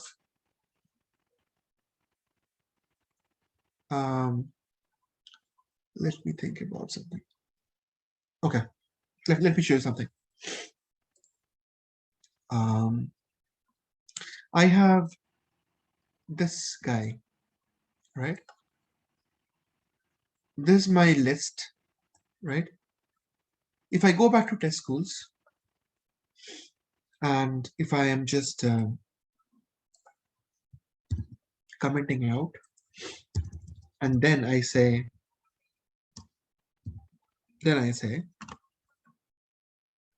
August 2021, in this there is a element called student list, okay, dot add. Instead of using a method, I am directly accessing the list. And just not that, let me actually copy the whole piece. Go back here. All right.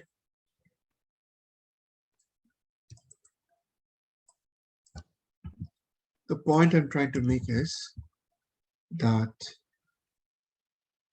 it is obviously the better way to do it. So student, yeah, Avinash,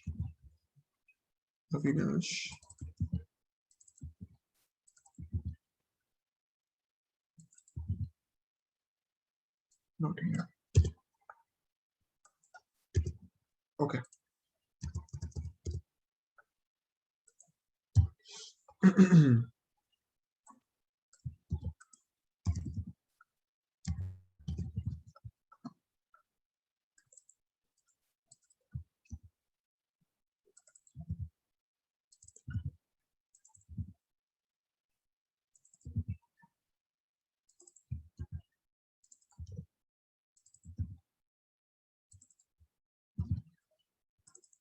Without a method, this is how your code will look like, right? I'm doing the same thing. I'm trying to add my students inside this list called student list. And it will exactly this line, all these lines of code that I've written, it will exactly do the same thing, right? How many ever time you want to add a new student, I have to keep on coming here and keep on adding exactly the same way. Don't you think you are unnecessarily writing the code over and over again? That's stupid. Meaning what? meaning you have to figure it out whether a method is required or not. For example, you have to judge and figure it out that this piece of code that you're writing right now, or this bunch of code that you're writing right now, do you foresee any reusability? Do you see that this will be reusable in future? If you think that it's possible that we can reuse that piece of code or that bunch of code, then you wrap it inside a method.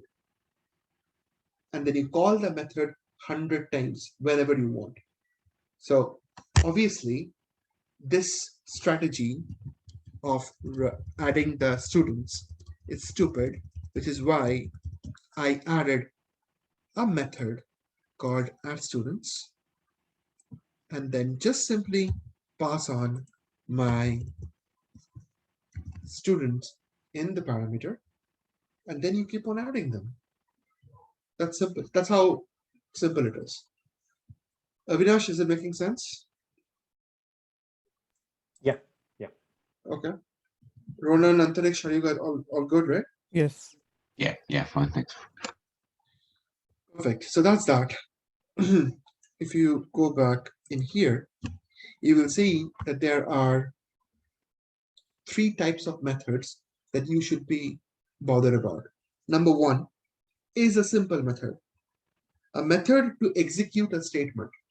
A simple method that can execute a statement. It has nothing more. You call the method every time it does the same task over and over and over again.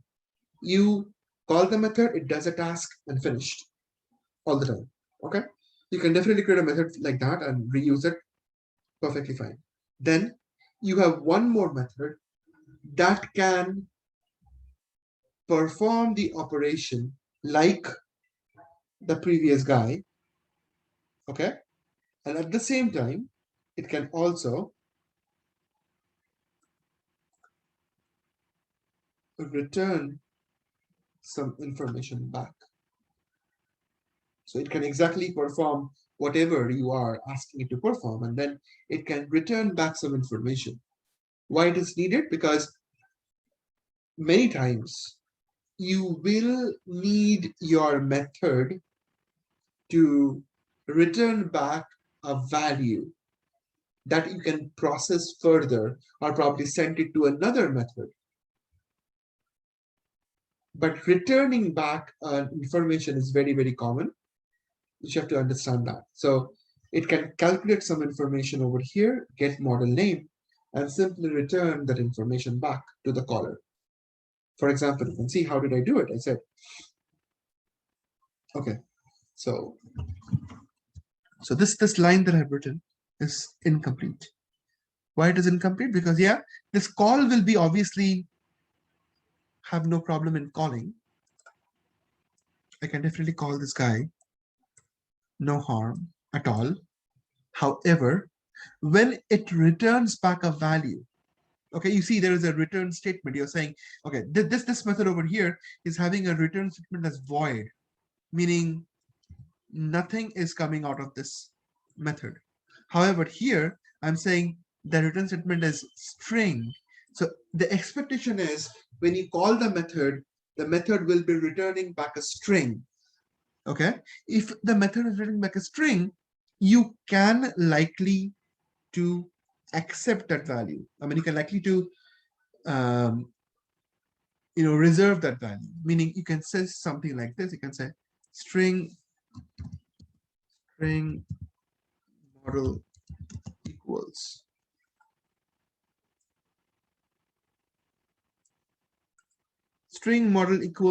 Volkswagen.get model name. When this method is executed, you get the value inside the variable mod. That's it, right? So that's the return type.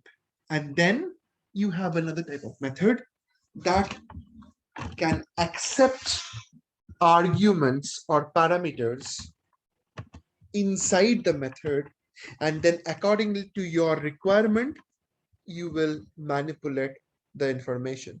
You see, that's what I did earlier. I said I said,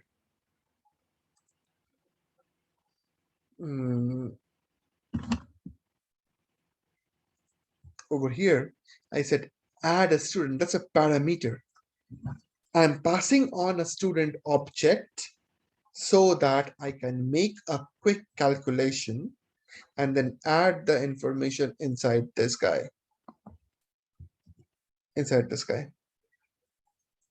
That's called a parameterized method. Okay, a method can be parameterized at the same time it can return back a value as well. Okay, that is also one more type, right? So that's how methods are required to be designed. Okay, for different requirements. We will be doing it 100 times. Don't worry about it. There is something that you have to understand about understanding the scope of your programming. So car class or any class is having a section called as global scope, meaning whatever the attributes you are designing over here, whatever the attributes you're designing over here can be accessed by variables in all the different methods. These variables can be accessed in all different methods or all different class members. Whatever you add in here will be accessed by all the class members. However, if you have a local variable to a method like this, which is in the local scope, this variable seat cannot be accessed by anyone else, obviously, right? You're giving this in the global space. Everybody else can get access to it, but not this not this local guy. You cannot access this beyond this method. So always have to understand the scope that you're working on. Simple to understand, just practice a little bit. You should get a hang of it, no problem. All right, that's the end of this particular slide deck. Do you have any questions to ask from this particular slide deck?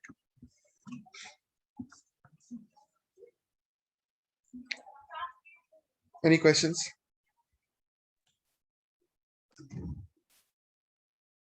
Okay, let's move on to the next bit, which is my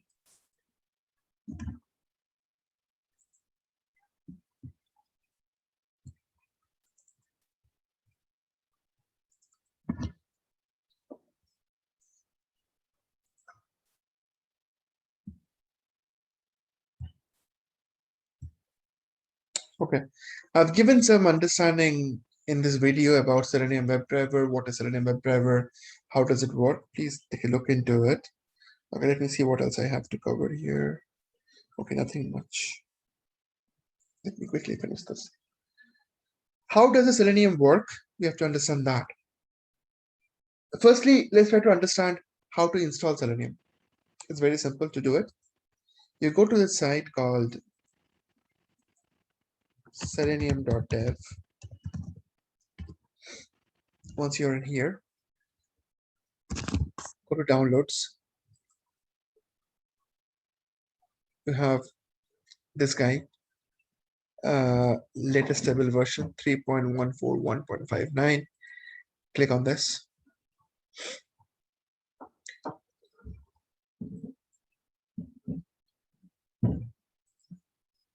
Show in folder.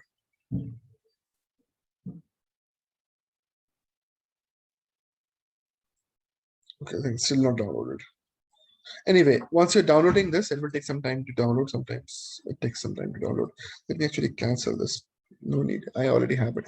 Once you're done with the download of the jar file, you have to add this jar file to your project so that you can work with it.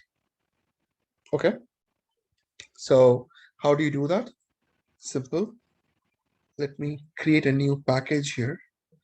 New package called test Selenium.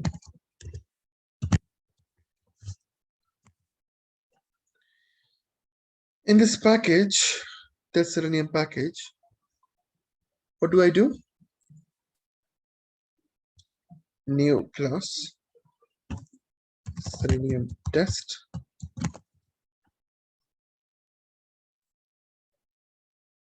Finish. And then I will do something.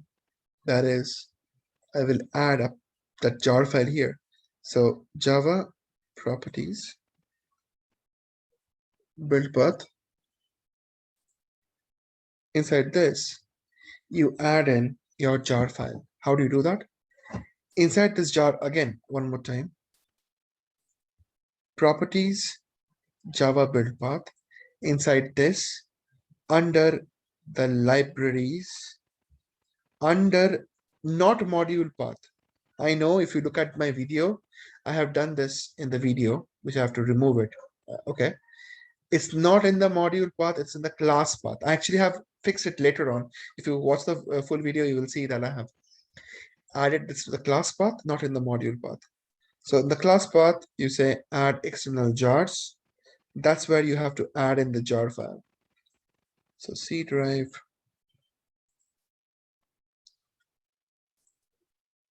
Debug drivers.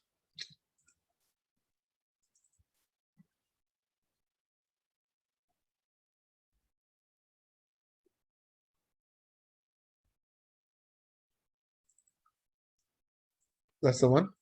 I added that to the class path and apply and close. When you do it, like I have shown you earlier, that when you add a jar file, obviously it gets added as a reference libraries, and this time as well it happened. If you expand this jar file, you will see there are thousands of packages.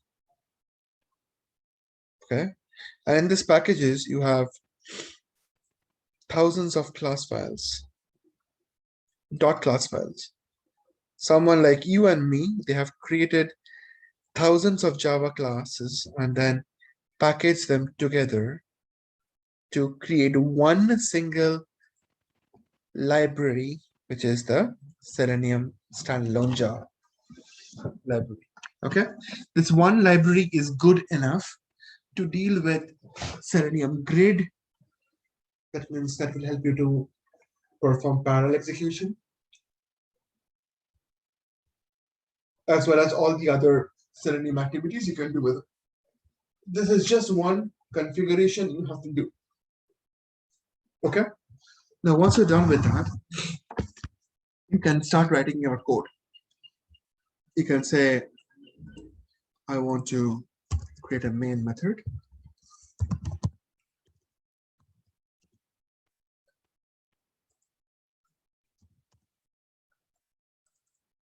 In the main method, I want to do something.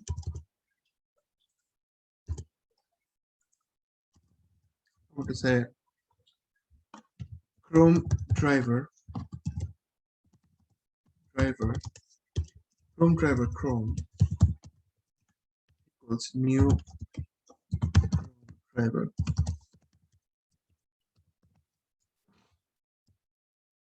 That's the class that I will be using in order to interact with the Chrome browser. I will tell you why I need this in this format. I mean, obviously you understand the class is called Chrome driver, which will let me work with the Chrome browser, but there is some more other stuff as well, which you have to configure, and I will explain that. But let me first and foremost get the Chrome driver imported inside this class. How can I do it? Just hover and say import Chrome driver, which will import the Chrome driver inside this particular class, because I should be able to execute the program. Now let me try to run this program however it is right now, and let's see what happens. So run as Java application. If I do it, you will see that I'm getting some error. The error says the path to driver executable must be set by WebDriver.ChromeDriver system property. So this guy needs to be added somewhere, the system property. How do you do that? You just say system is a Java class dot set property, a method, a common method, and you have a key here. The key is this, and the value of this is basically the path in where you have kept the exe file for your Chrome browser. So what is this exe file? This exe file can be downloaded from the same location.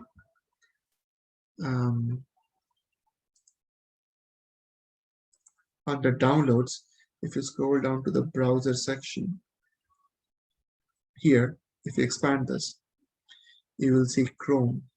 If you go to documentation, you will see all versions available in downloads. Latest version is 93.045.77.15. Just match this version with your Chrome browser version. Let me just check this out. That's my Chrome.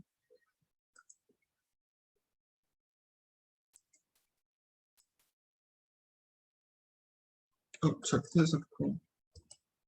This is Chrome.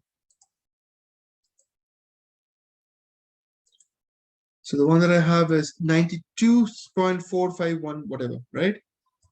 Here it is. 93.457.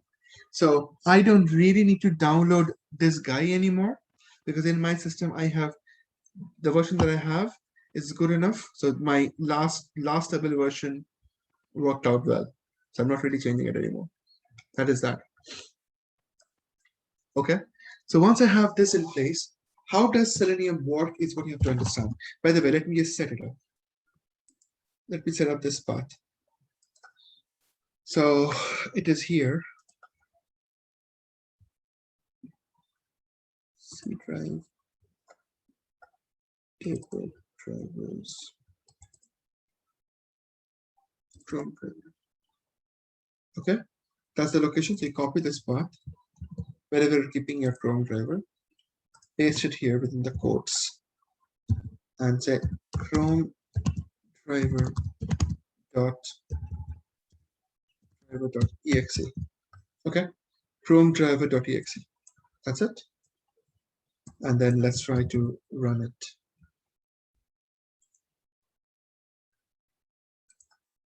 Okay. You see the Chrome driver is starting. It started with an empty browser, but it actually has nothing because I'm not running any command. The question is how exactly that browser got opened. What exactly is happening that the browser got opened? So we have to deal with this particular portion then, which is this guy. So at the extreme left, we have, please understand this. This is called JSON wire protocol. You have to understand this, and you have to explain during your interview, because this is a very common question they ask. Can you tell me how Selenium works? So you say this is how the Selenium architecture is laid out, and this is how it is working. So test is in the extreme left, which is the Java code that you have written. So far in my class, I'm just trying to invoke my Chrome browser. So that's what I have written there. Nothing more than that. And then I have WebDriver. So basically, this is what is happening. When I'm saying that Chrome driver equals new Chrome driver, and when I start the execution, the Selenium WebDriver in which the Chrome driver class is added, you can see that very well because you go to the Chrome driver and you can see org, OpenQA, Selenium, Chrome driver. Look in here. So org,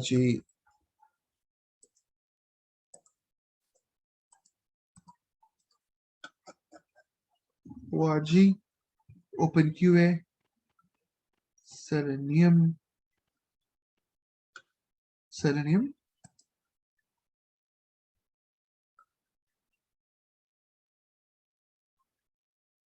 Okay, not Selenium. Selenium.chrome. Chrome driver class. You see that? That's what the Chrome driver class is created. Simple as that. Now, this Chrome driver class that you have created here, now what is happening is when you created this class, when you're instantiating this class, what will happen here is that it will start a basic REST API server. It will start a REST API server. Just a minute. Where's my, okay. Trying to here. A REST API server. What is this REST API server doing? It is waiting for some API calls. It is waiting for some API calls. For example, my test code is trying to call a method, and the method is called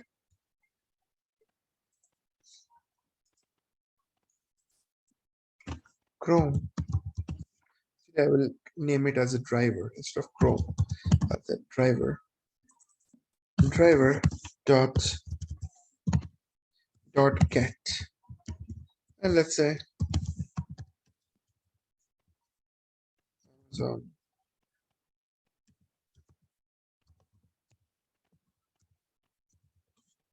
Okay. If I go and say run this,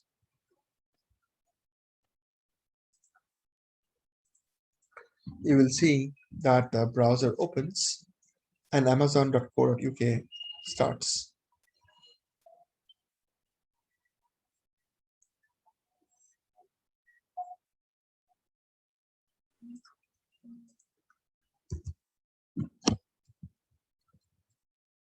Incorrect URL.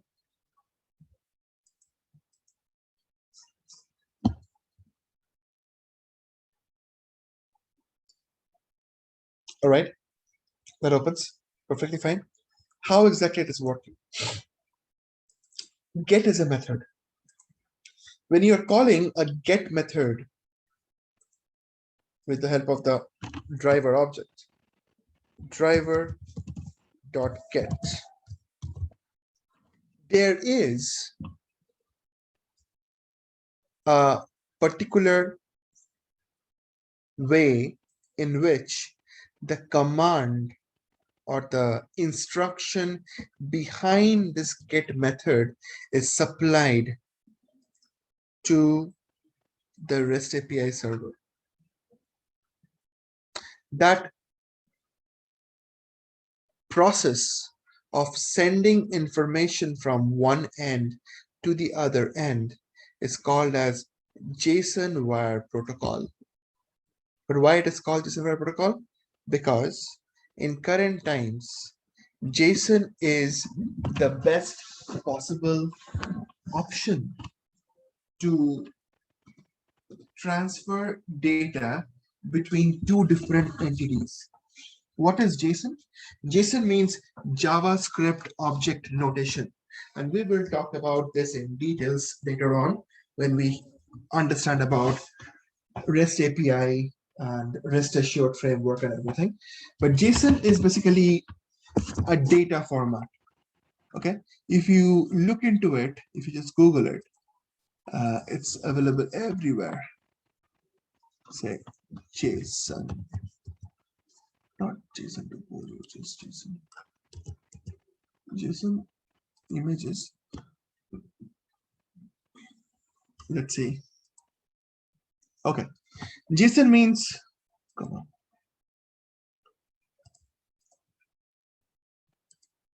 All right.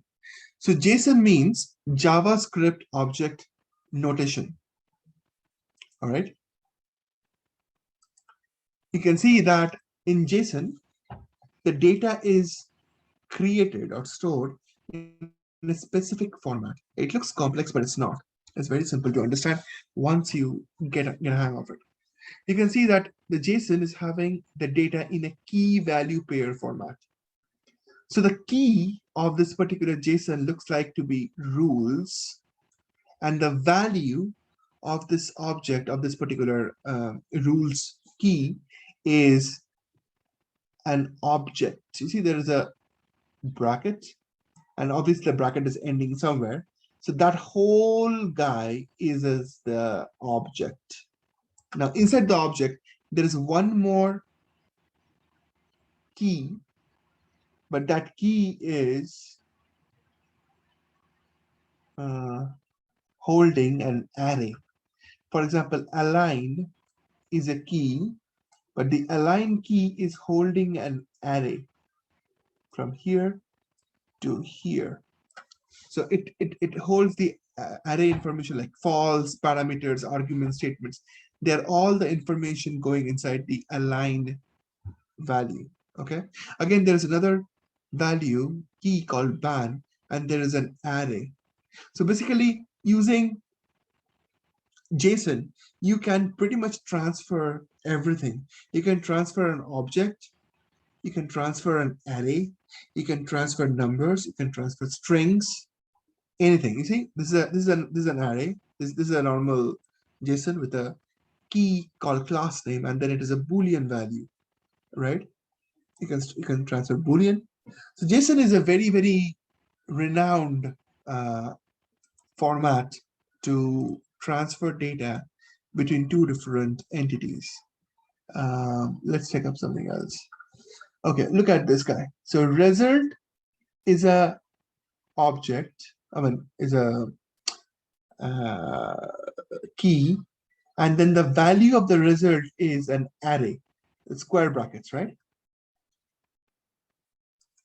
It can be created in any different way, multiple different formats. So square, and in the square you can see that I have multiple different data to be supplied.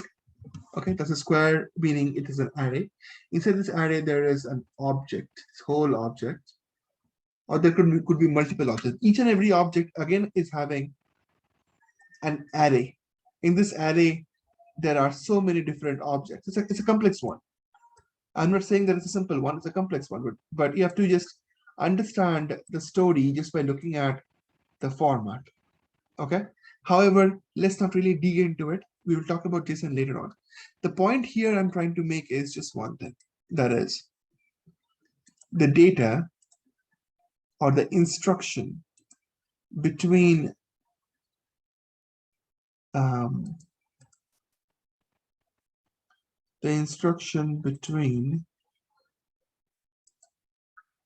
the test and the WebDriver is sent using JSON wire protocol, meaning nothing.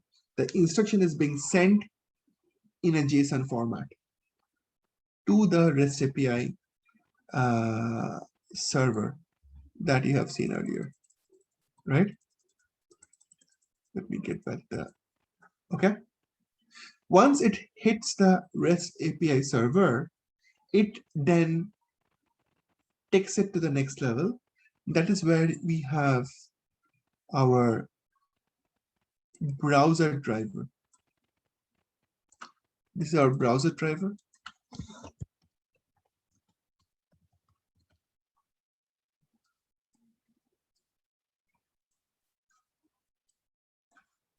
And finally, from the browser driver, the information is sent to the browser where the action takes place. And then finally, the action comes back as a result, or the status code of the action comes back to the test case again. If this whole journey is a success, then we call it as that it's a successful transaction, and then the next transaction comes in place. So every line is basically getting converted to a JSON formatted instruction that is sent to the WebDriver server, the REST API server. The browser then performs the action with the help of the browser driver. You have different browsers driver for different browsers, so you just perform the action, and once that action is performed, then all you do is that you simply get back the information. I mean, you get back the status. That's all you do, right? And that's how it all works. So now that you understand this, let's move on to the next part. What is a jar? I told you what is a jar earlier. Installing and configuring the project, I told you that. This is where it ends. Do you have any questions with respect to Selenium WebDriver, like configuring, or how does it work? Do you have any questions with that? No? Okay, let's go to the next one. Understanding HTML, basic structure, instantiating WebDriver using Chrome driver, browser console, web elements. Okay, that's fine. What is a HTML structure? Guys, anybody can create a HTML page. You don't need to really understand how the entire JavaScript. You don't need to know. You need to know how JavaScript works to create a simple HTML page. All you need to do is to learn certain syntax, simple syntax. So I can create a HTML page just from my notepad. So you can say new text document, and I will say that I'm looking for a HTML class. So just go inside this and then just say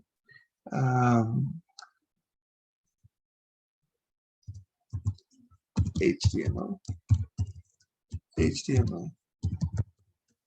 Okay, that's my simple HTML open and close. It follows a particular document object model, or DOM strategy. So let me just show you that. The model says that there has to be a body, there has to be a head and a body. A head and a body.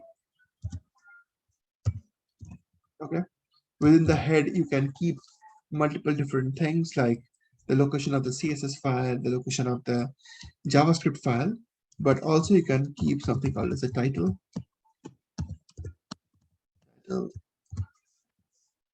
My stupid HTML page, right?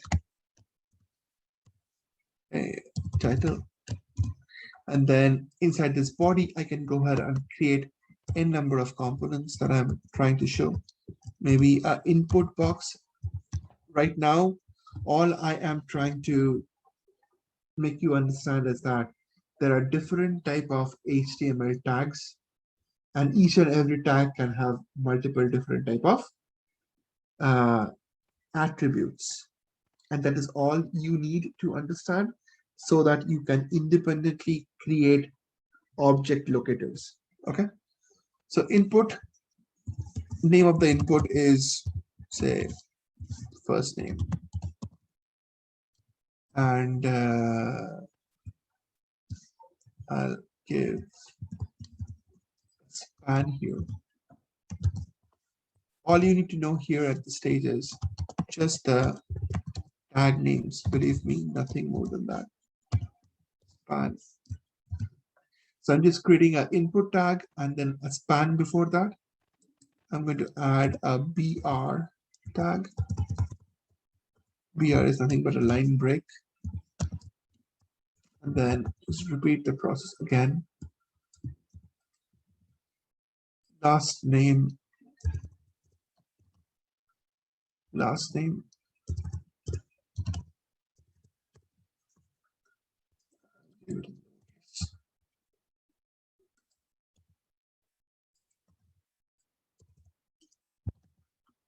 Okay, and then I can have one more guy here.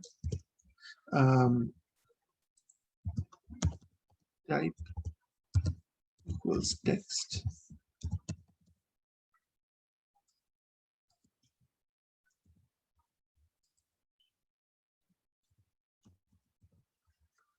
And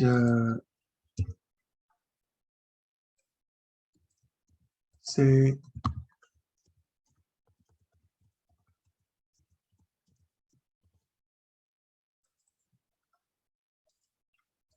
username.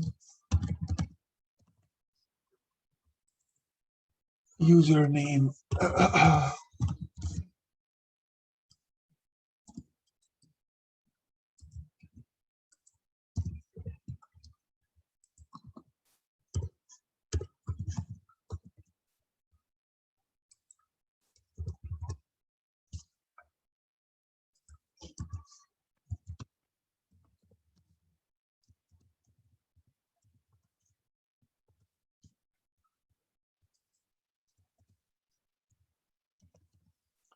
username, and this is not username, this is password. Sorry.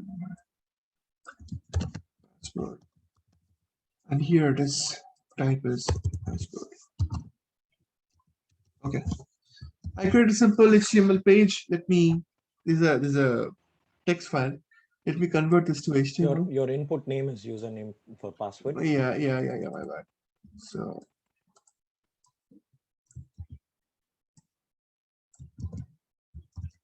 let me go and say file save as desktop, just say all files. My page dot html save.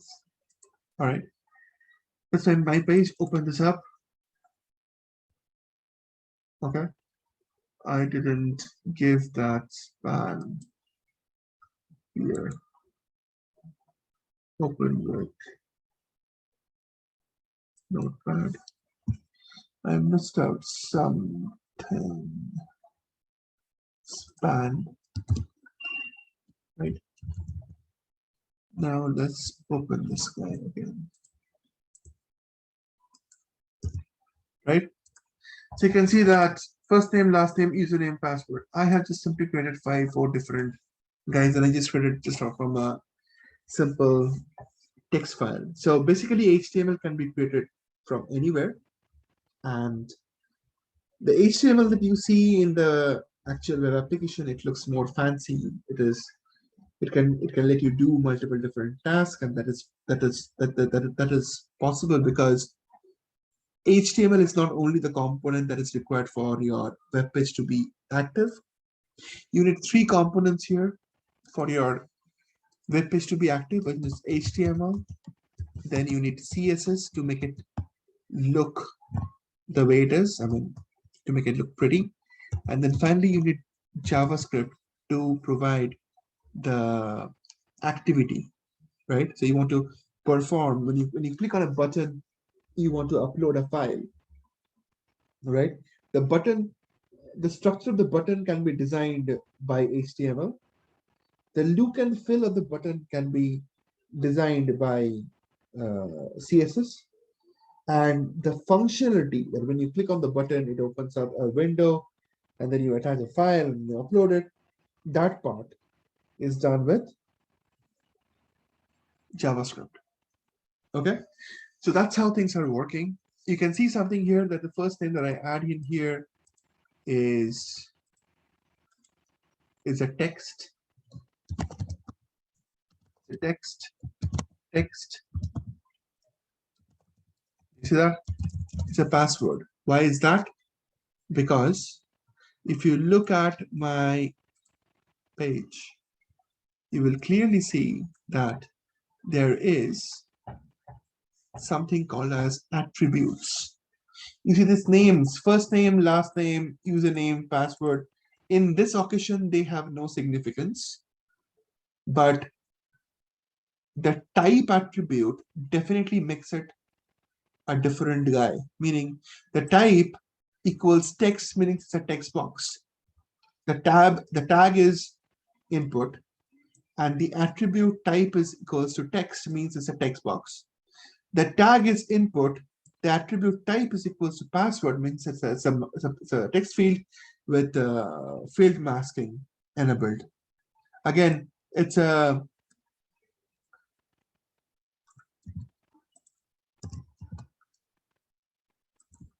I'll say I won't be using any span here, but I will be adding one more BR just to look good.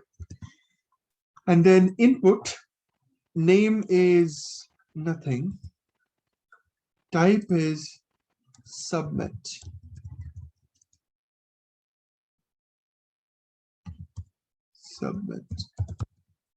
Okay. And value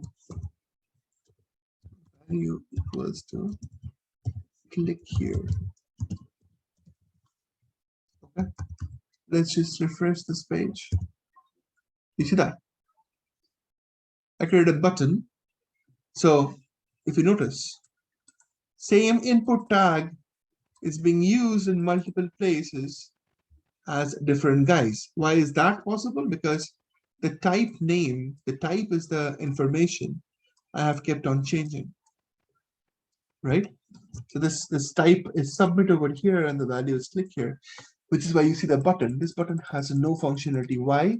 And it looks like a 1990 page because there is no graphics attached to it. There is no CSS attached to it. That's why it is looking so lame. And then it has no action because there is no JavaScript here. This is what you have to understand, that how a web page works. A combination of HTML, CSS, and JS. All right. Next.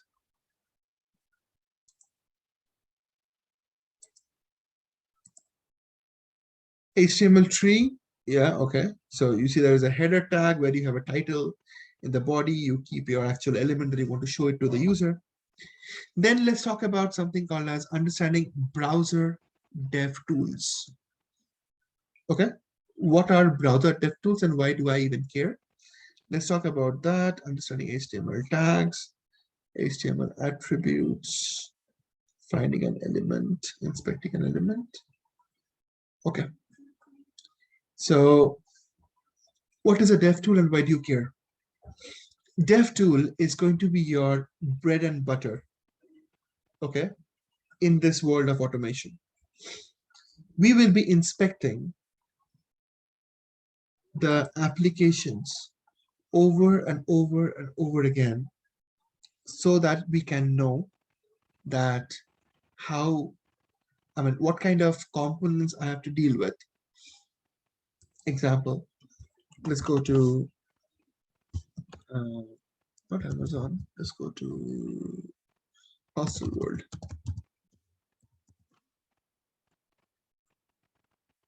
In the Hostel World side, I have this button, or maybe this accept all button. You understand that I have to come to this page and click on this accept all, and then start performing multiple different actions around. How do I know what is, how do I know how to find out accept all in this whole mess? There are so many different elements. How do I do that? You can do that with the help of inspector tool. So right click on this, click on inspect. When you do that, you are hitting this particular element. You see, this is called as an inspector tool, and there are multiple different tabs you must be concerned about. There's a welcome tag, nothing more than that.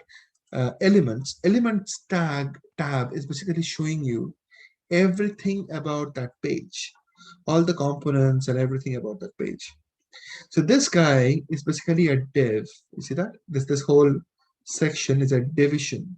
Div means a division. It's a division.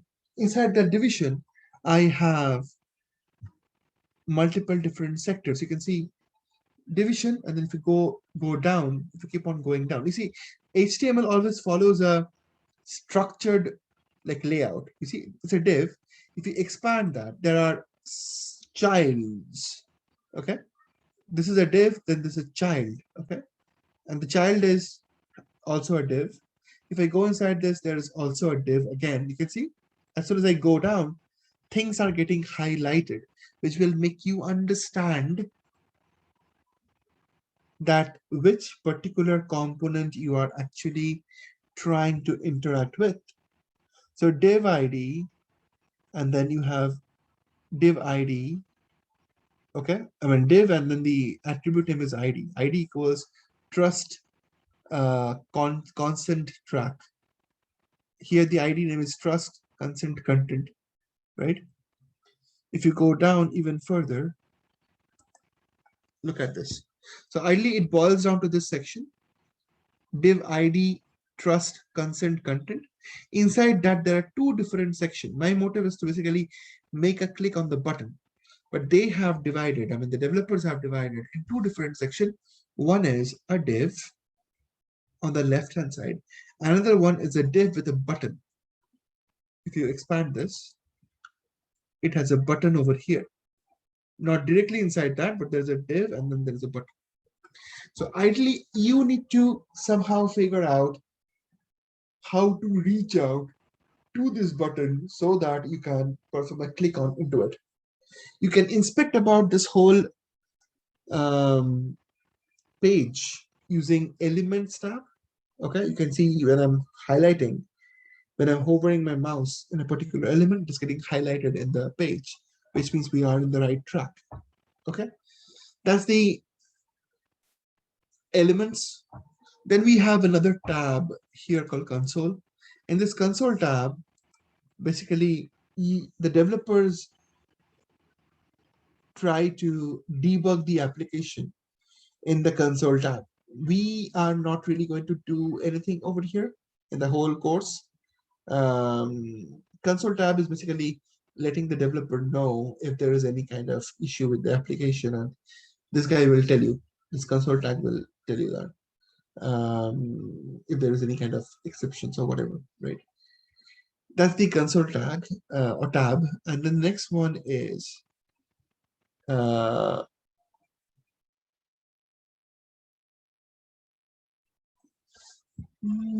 why don't I have the network tab?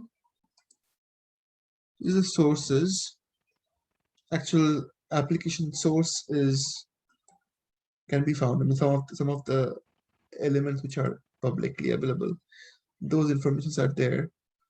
But I'm not talking about this one. I'm talking about application, not application. Security, no. Let me go to Chrome. What's the word?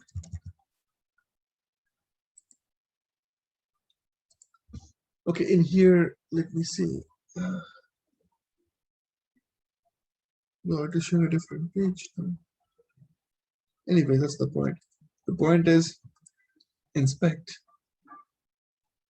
And you saw the elements. There are two different tabs that you will be spending a lot of time in this course. Number one is the elements tab to inspect the element, and then network tab to basically understand what is happening when you perform an action. For example, if you click on the network tab, okay, right now this network tab is not logging any action because nothing has happened. However, if I just go and say accept all, you see some activity happened,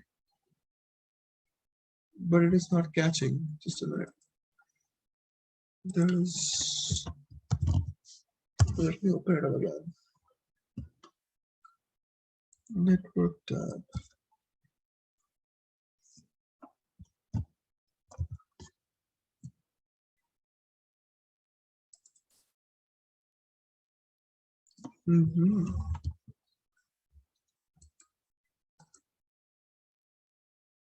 Oh yeah, it's happening. No problem. That's fine. So let's go to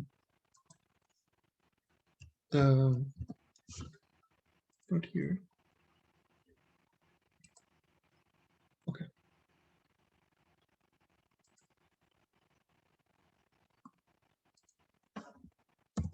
World. Right. Okay. So here, if I just show you the network tab, you see I'm trying to perform. So you understood that element tab is basically to inspect an element in the page, and network tab is there to inspect what is happening when you are performing in the application. What is happening from web services perspective when you're performing an action in the page. For example, meet the world friendship, and then there is a let's go button, and there is nothing at this stage. If I go and say let's go, number one, it gave me a problem. You see, at this stage, there was no network call made. That means this application is not trying to fetch any information from its server. when I hit let's go without really any information, it will not even try to fire the query in the main application. It will just try to consume it and giving me an error message right in the page. So it says, where do you want to go? So let's say Paris. As soon as I clicked on this Paris, that's this particular text box, Paris, you saw some calls were being made. If you want to, okay, it's gone.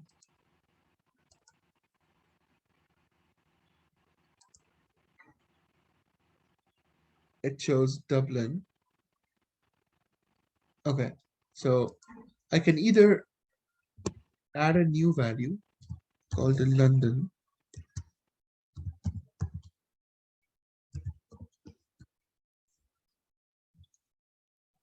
There is some problem, guys. Hold on. The problem is it must fetch this information. When I hit this value London, it must fetch the information. It's not fetching. Somehow some configuration problem in my system, which is not letting me show you that. Just a second. That is weird.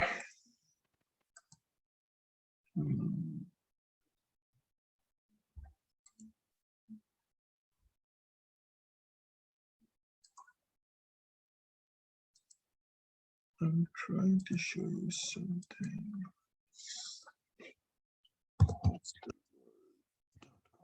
Okay.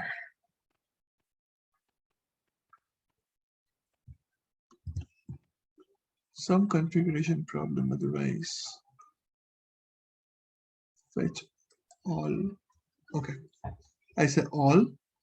Now let's try to say enter. Okay. And then let's say London. Good. You see, I just didn't even finish the word London, and it still shows me all this information. I'm not sure if you have ever thought why this information is being shown to me.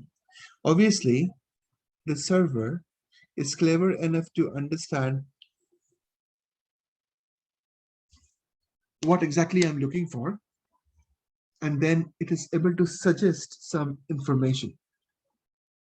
That is why it is pulling up all these values. So look, collect. Okay. Let's see which was called here. You can see by the name of the method also. Autocomplete term equals LOND. When I said that, it is giving me back the information in a JSON format. So Json Formatter.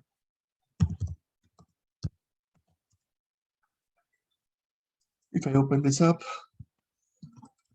put it here, you see, that's how it's a JSON formatted data. That's how all the values came to me as an object. So whatever you see within this bracket is considered to be an object in JSON world. Okay, so it has just give me a list of multiple objects just with the keyword LOND, and it is just showing me all this information. That's my installation, right? I got to know about this from the network tab. So ideally, two different things you are considering is elements tab and the network tab. At least you should be considering these two. There are a few more stuff. One is called as performance. I have explained that in the video. Take a look into it. It will tell you the performance of the application. Okay, it's not a performance testing, but a quick check to see if your application is performing well, right? And that's pretty much that you need for now. Network tab, console tab, and this performance tab if you want. Okay, that is that. That is that. Let's look on to the next part. Different type of tabs in the Devtools. That's cool. Understanding HTML tags. there are a few HTML tags that I have spoken in the video. Number one is an anchor. Anchor means link, all right? Anchor is a link, and it becomes a link when you add an attribute to it. You cannot create a link just like that. I mean, you can just say, let me go in here, and I can just say anchor. Just say A, and name is, say, click me, and just slash anchor, right? And just save this and then just go back to your code, I mean application, and then just try to run this through. It says click me. It is not a link because just an anchor. It is showing the value click me. That's okay. But if you want to inspect it, you can do it. You just say right click on this inspect. If you do that, you see there is an anchor. A means anchor, but it's not working. It's a blank guy. How can you make it work? You can make it work by adding a very, very important attribute. So I'm trying to show you, I'm just trying to let you know that you need to understand what attribute can go along with whatever, right? So you just say anchor, and then you just say href equals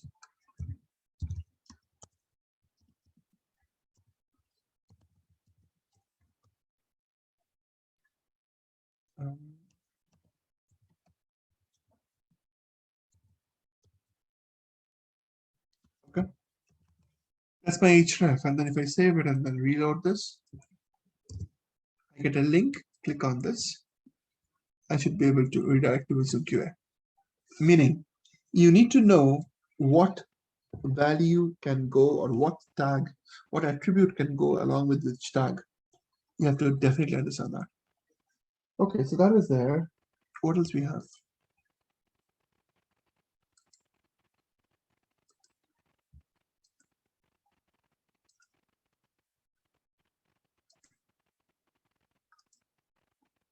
There are other tags also. Input tag I showed you. One is called select tag, which we'll talk about it later on. It will help you to list out multiple different elements. List out multiple different values. Okay, a list box, right? Understanding HTML attribute, as I said, anchor tag can work along with href, not with anything else.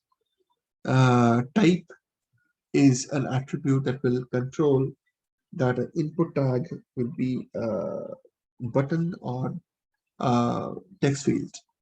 Okay. What else? Finding an element is very simple. We have this particular line which you have to understand and then execute it. Driver.findElement by.id .send keys, and then you are putting a value. For example, I want to click on I want to click on the hostel world of student.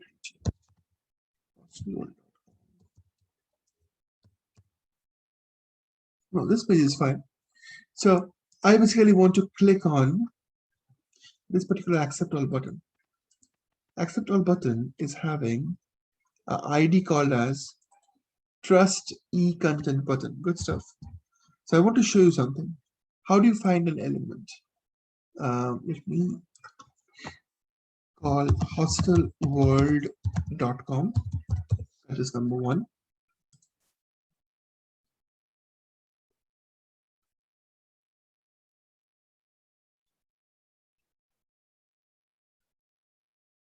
Okay. And then you have driver dot find element by dot id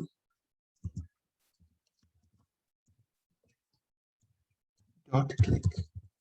That is how basically you are supposed to perform this line in order to find an element and then perform a click. However, you need to understand that this is written in this way for a specific reason. You see, I added quite a heavy line. Few things I tried to attach together. Something probably you have not seen it before. You must be having a curiosity in your mind that how come you are able to write something like this? Just from Java perspective, not from Selenium WebDriver perspective, just from Java perspective. And I'm just trying to break it down into pieces. So let's not talk about the click here. Let's try to break down the first part and see what happens. It is just a Java from Java perspective. If you look into it, driver,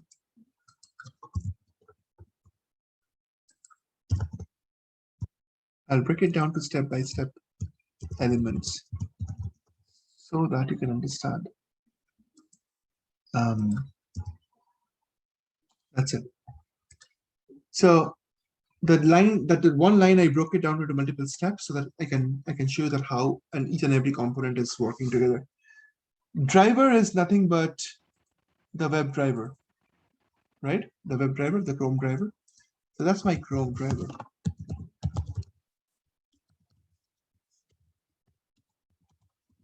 Simple as that. Find element, what is that? Find element is a method within the Chrome driver. Method in Chrome driver.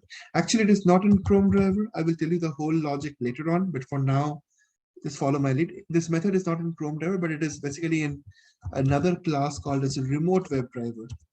But how it exactly is working, I will talk about that later on. So remote web driver. Remote web driver. I cannot explain remote web driver until I talk about things like inheritance and all the stuff.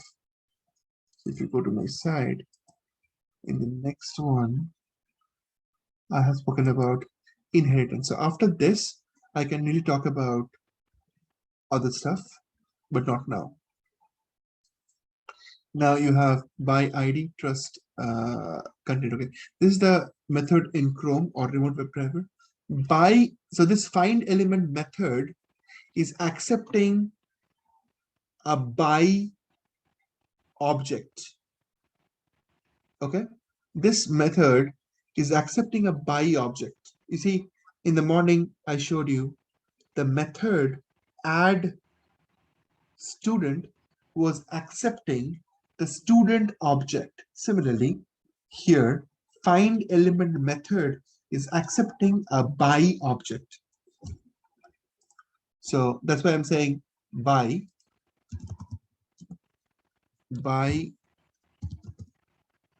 object, or I will say by class.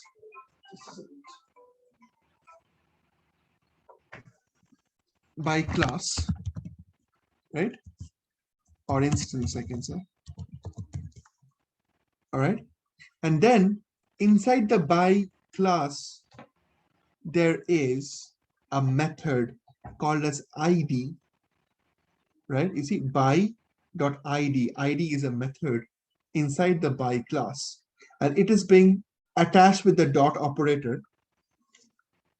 You must be thinking that if it is a by class, then how am I able to access the method directly with the class name, right? So I will not give you a full picture right now because it will not make sense.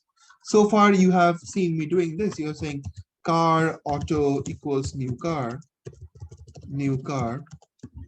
and I used to write auto dot run or start, right? Auto is the object which was accessing the car start method.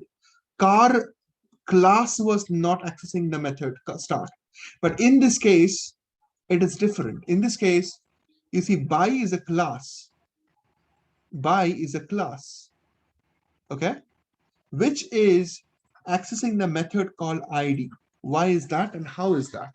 It is because ID, I will talk about that later on, but right now understand ID is a static method. static method. If a method is a static method, then a class can directly access that method without creating its objects. For example, in my car class, if I have an attribute, called as a driver,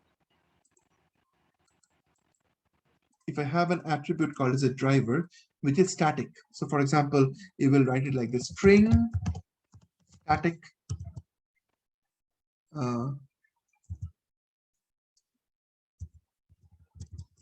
yeah, right. String static, and then, sorry, my bad, not right. Static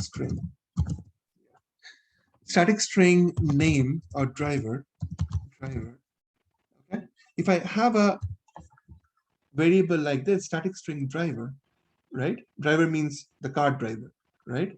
Then the car can directly access the driver element without creating an object of the car. Okay, don't get confused about it. Just remember that there are multiple ways you can actually access the class members. Okay, one of the way is the static way. I will give you a full description of it later on, and that is what in by.id is happening. So by is a class, and id is a method, a static method. That's why I'm directly calling it, not calling it with the help of by object. I'm calling it directly, and then I have this guy, which is the parameter. Okay, and the best part is this whole line that I wrote, right? This method over here is returning back a web element. You see, when you hover on a method, for example, id is a method. If I hover on top of it, okay, id gives you back a by, returns back a by object, right? Find element method returns back a web element object. Whatever is there at the very first, that's the return type of the method. Get returns nothing, which is why it is saying void. Depending on whatever the method it is, whatever the return type it is, it will show you when you hover on top of it. Set property is a method, nothing to do with Selenium. Set property is a method, returns back a string. You see? It returns back a string. Similarly, you can easily understand what is returning what. For example, our method, which was not here. Yeah, maybe this method, right? This returns back void. You see? They return back void. Correct? Means nothing. Anyways, so this element is returning back web element. So meaning I can write it something like this. I can say web element trust equals to this. Can I do it? I can, right? Because if find element is sending back a web element object, then I can write this, no problem at all. So I wrote that. Now, if I have written that, then I can also write that trust dot click. You understand? Because click is a method coming from web element. Click is a method coming from web element, which is why I was able to write everything together. Meaning, one more time, earlier I was writing everything together, right? I was saying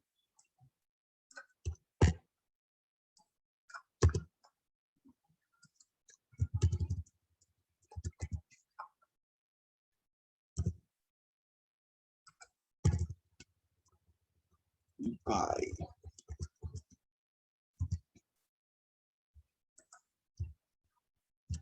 I was putting them all together in one line, and then I was saying dot click.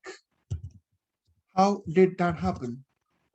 It happened because this part of the section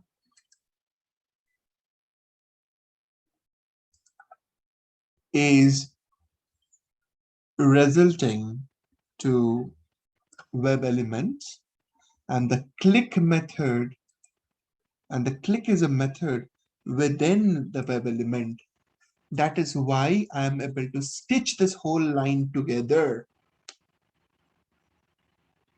Did you guys understood the breakdown and why it is happening? Yes, no? Yeah. Avinash, Antariksh? Yes, no? Yes. Very good. Okay. So now that you understand that, I think that's pretty much we wanted to cover up today. Let's just check if I have anything else.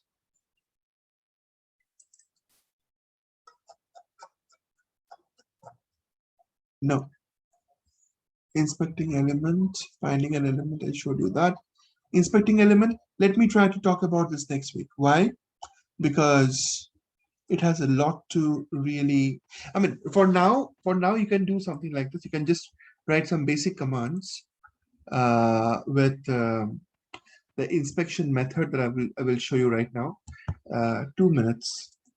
Let me clear my drawing, and then I will show you how to do an inspection. It's very simple. For now, just use that, but that is not the right way to do it. But for now, you can use that and make it a run.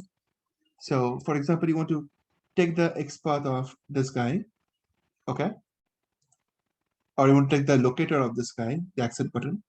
Right click on this, inspect. It will show you this button ID. Every element will not have an ID, okay? So what you must do is, you, for now, right click on this and say copy, and say copy XPath. For now, copy XPath. And if you just say Control F in this section, you will get this small window here to search. So whatever you copied, you paste it.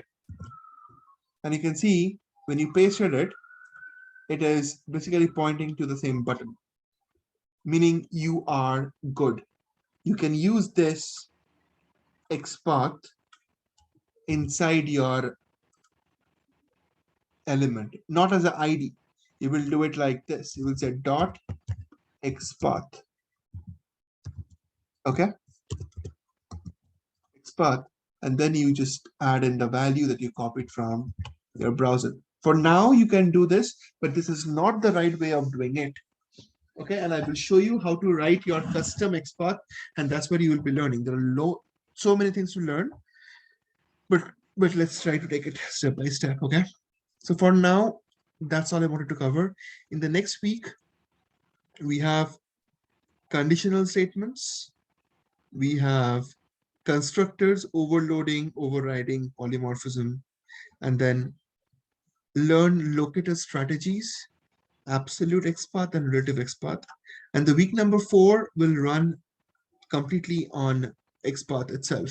We will learn a lot from XPath itself, right? So week number 4 we will do that. So yeah, that's pretty much that I wanted to cover up today, guys. The way I'm covering up my topics, are they okay to understand, or am I rushing through, or how is it? Are you understanding it properly? Ronan, what do you think?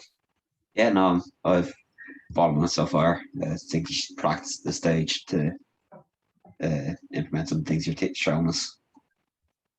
Okay. The explanations are fine, right? Yeah, from my end anyway. Yeah.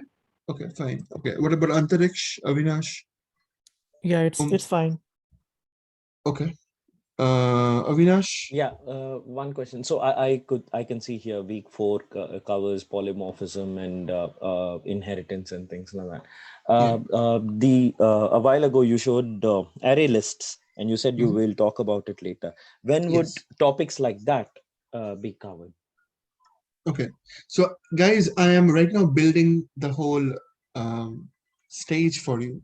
Mhm. I cannot start giving everything at the stage. I mean, right now it will not make any sense. For example, let me show you things like mm, collections. Because without knowing the array list concept, Yeah. I won't be able to code what you coded. A while I ago, know. right? Yeah. I know. You can code exactly whatever I've coded because I'm going to give you the code and you can run it. I'm not expecting you to understand what you're running. I'm expecting you to run it and just understand the piece, that is, how did I stitch them together? Right.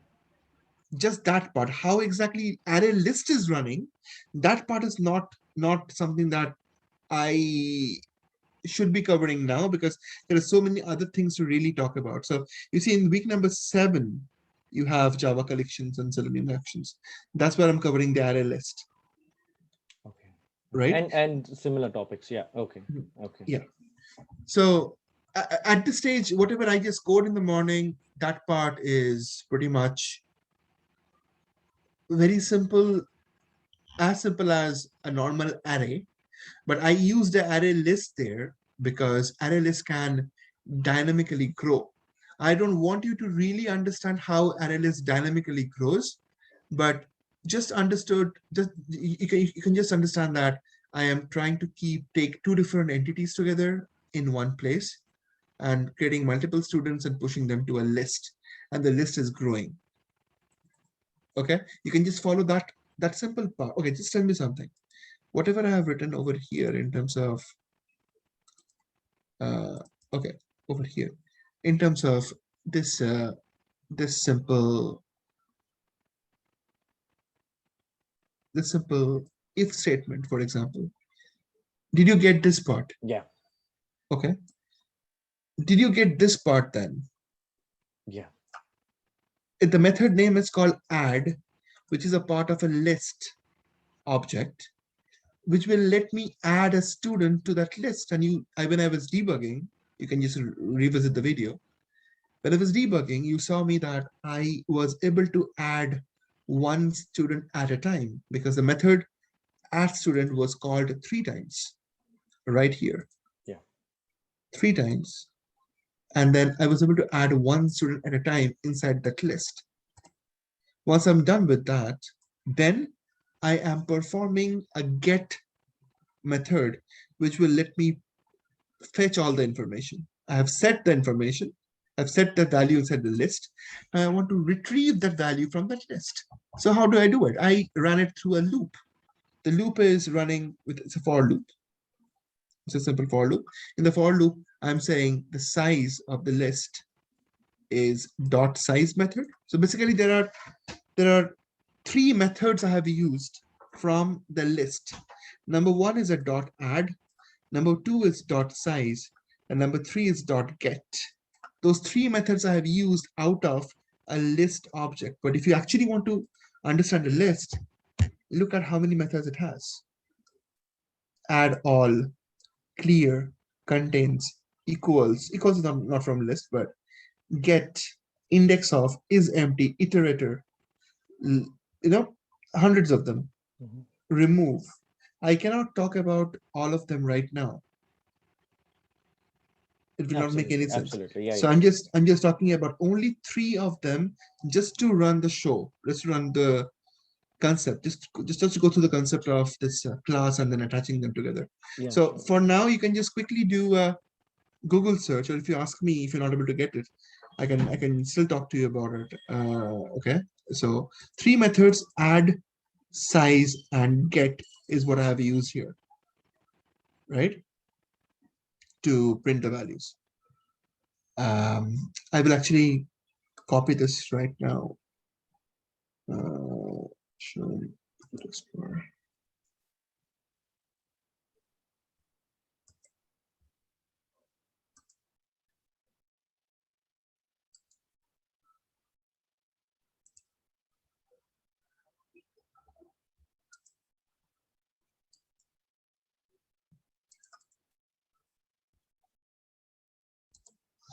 Okay, so once I have this,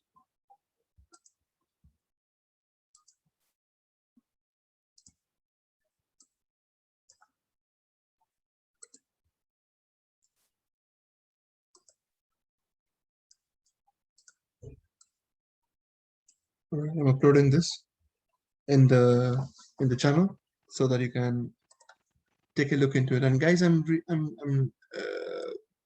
just want to let you know that this channel is there for your own usage. I mean, I really want you guys to ask me questions. You see, every other channel is super active. Every day they are posting questions, and I'm trying to answer them, and things are moving on, right? This is July batch. I'm not getting any questions from your side, so I'm not really understanding what's happening. Is it that you are understanding everything, or you're not understanding anything?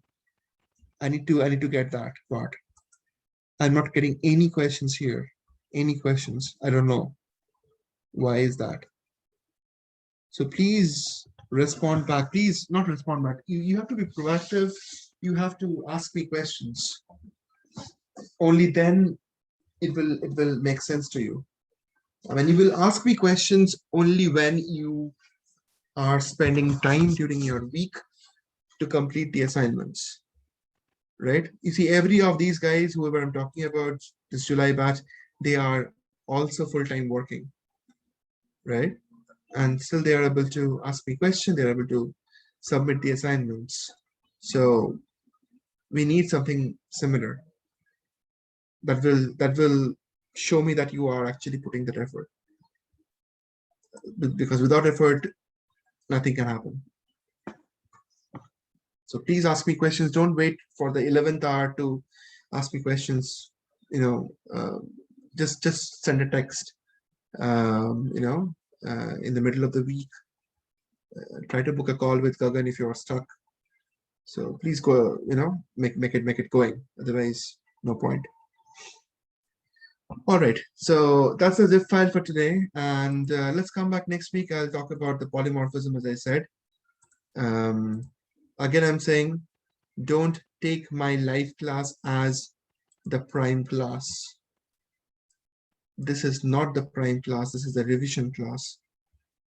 In the revision class, you must be you must be prepared to attend a revision class. It's not the prime class. Okay. So, all right. That's it for today, guys. I will be enabling week number 3 by end of the day, and then you can start the learning again.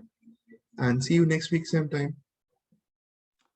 Thanks. 9 a.m. Okay. All right. Thank you, guys. Thank you. Thanks. Thank you. Thanks. Thank See you. you next week. Thank you. Bye.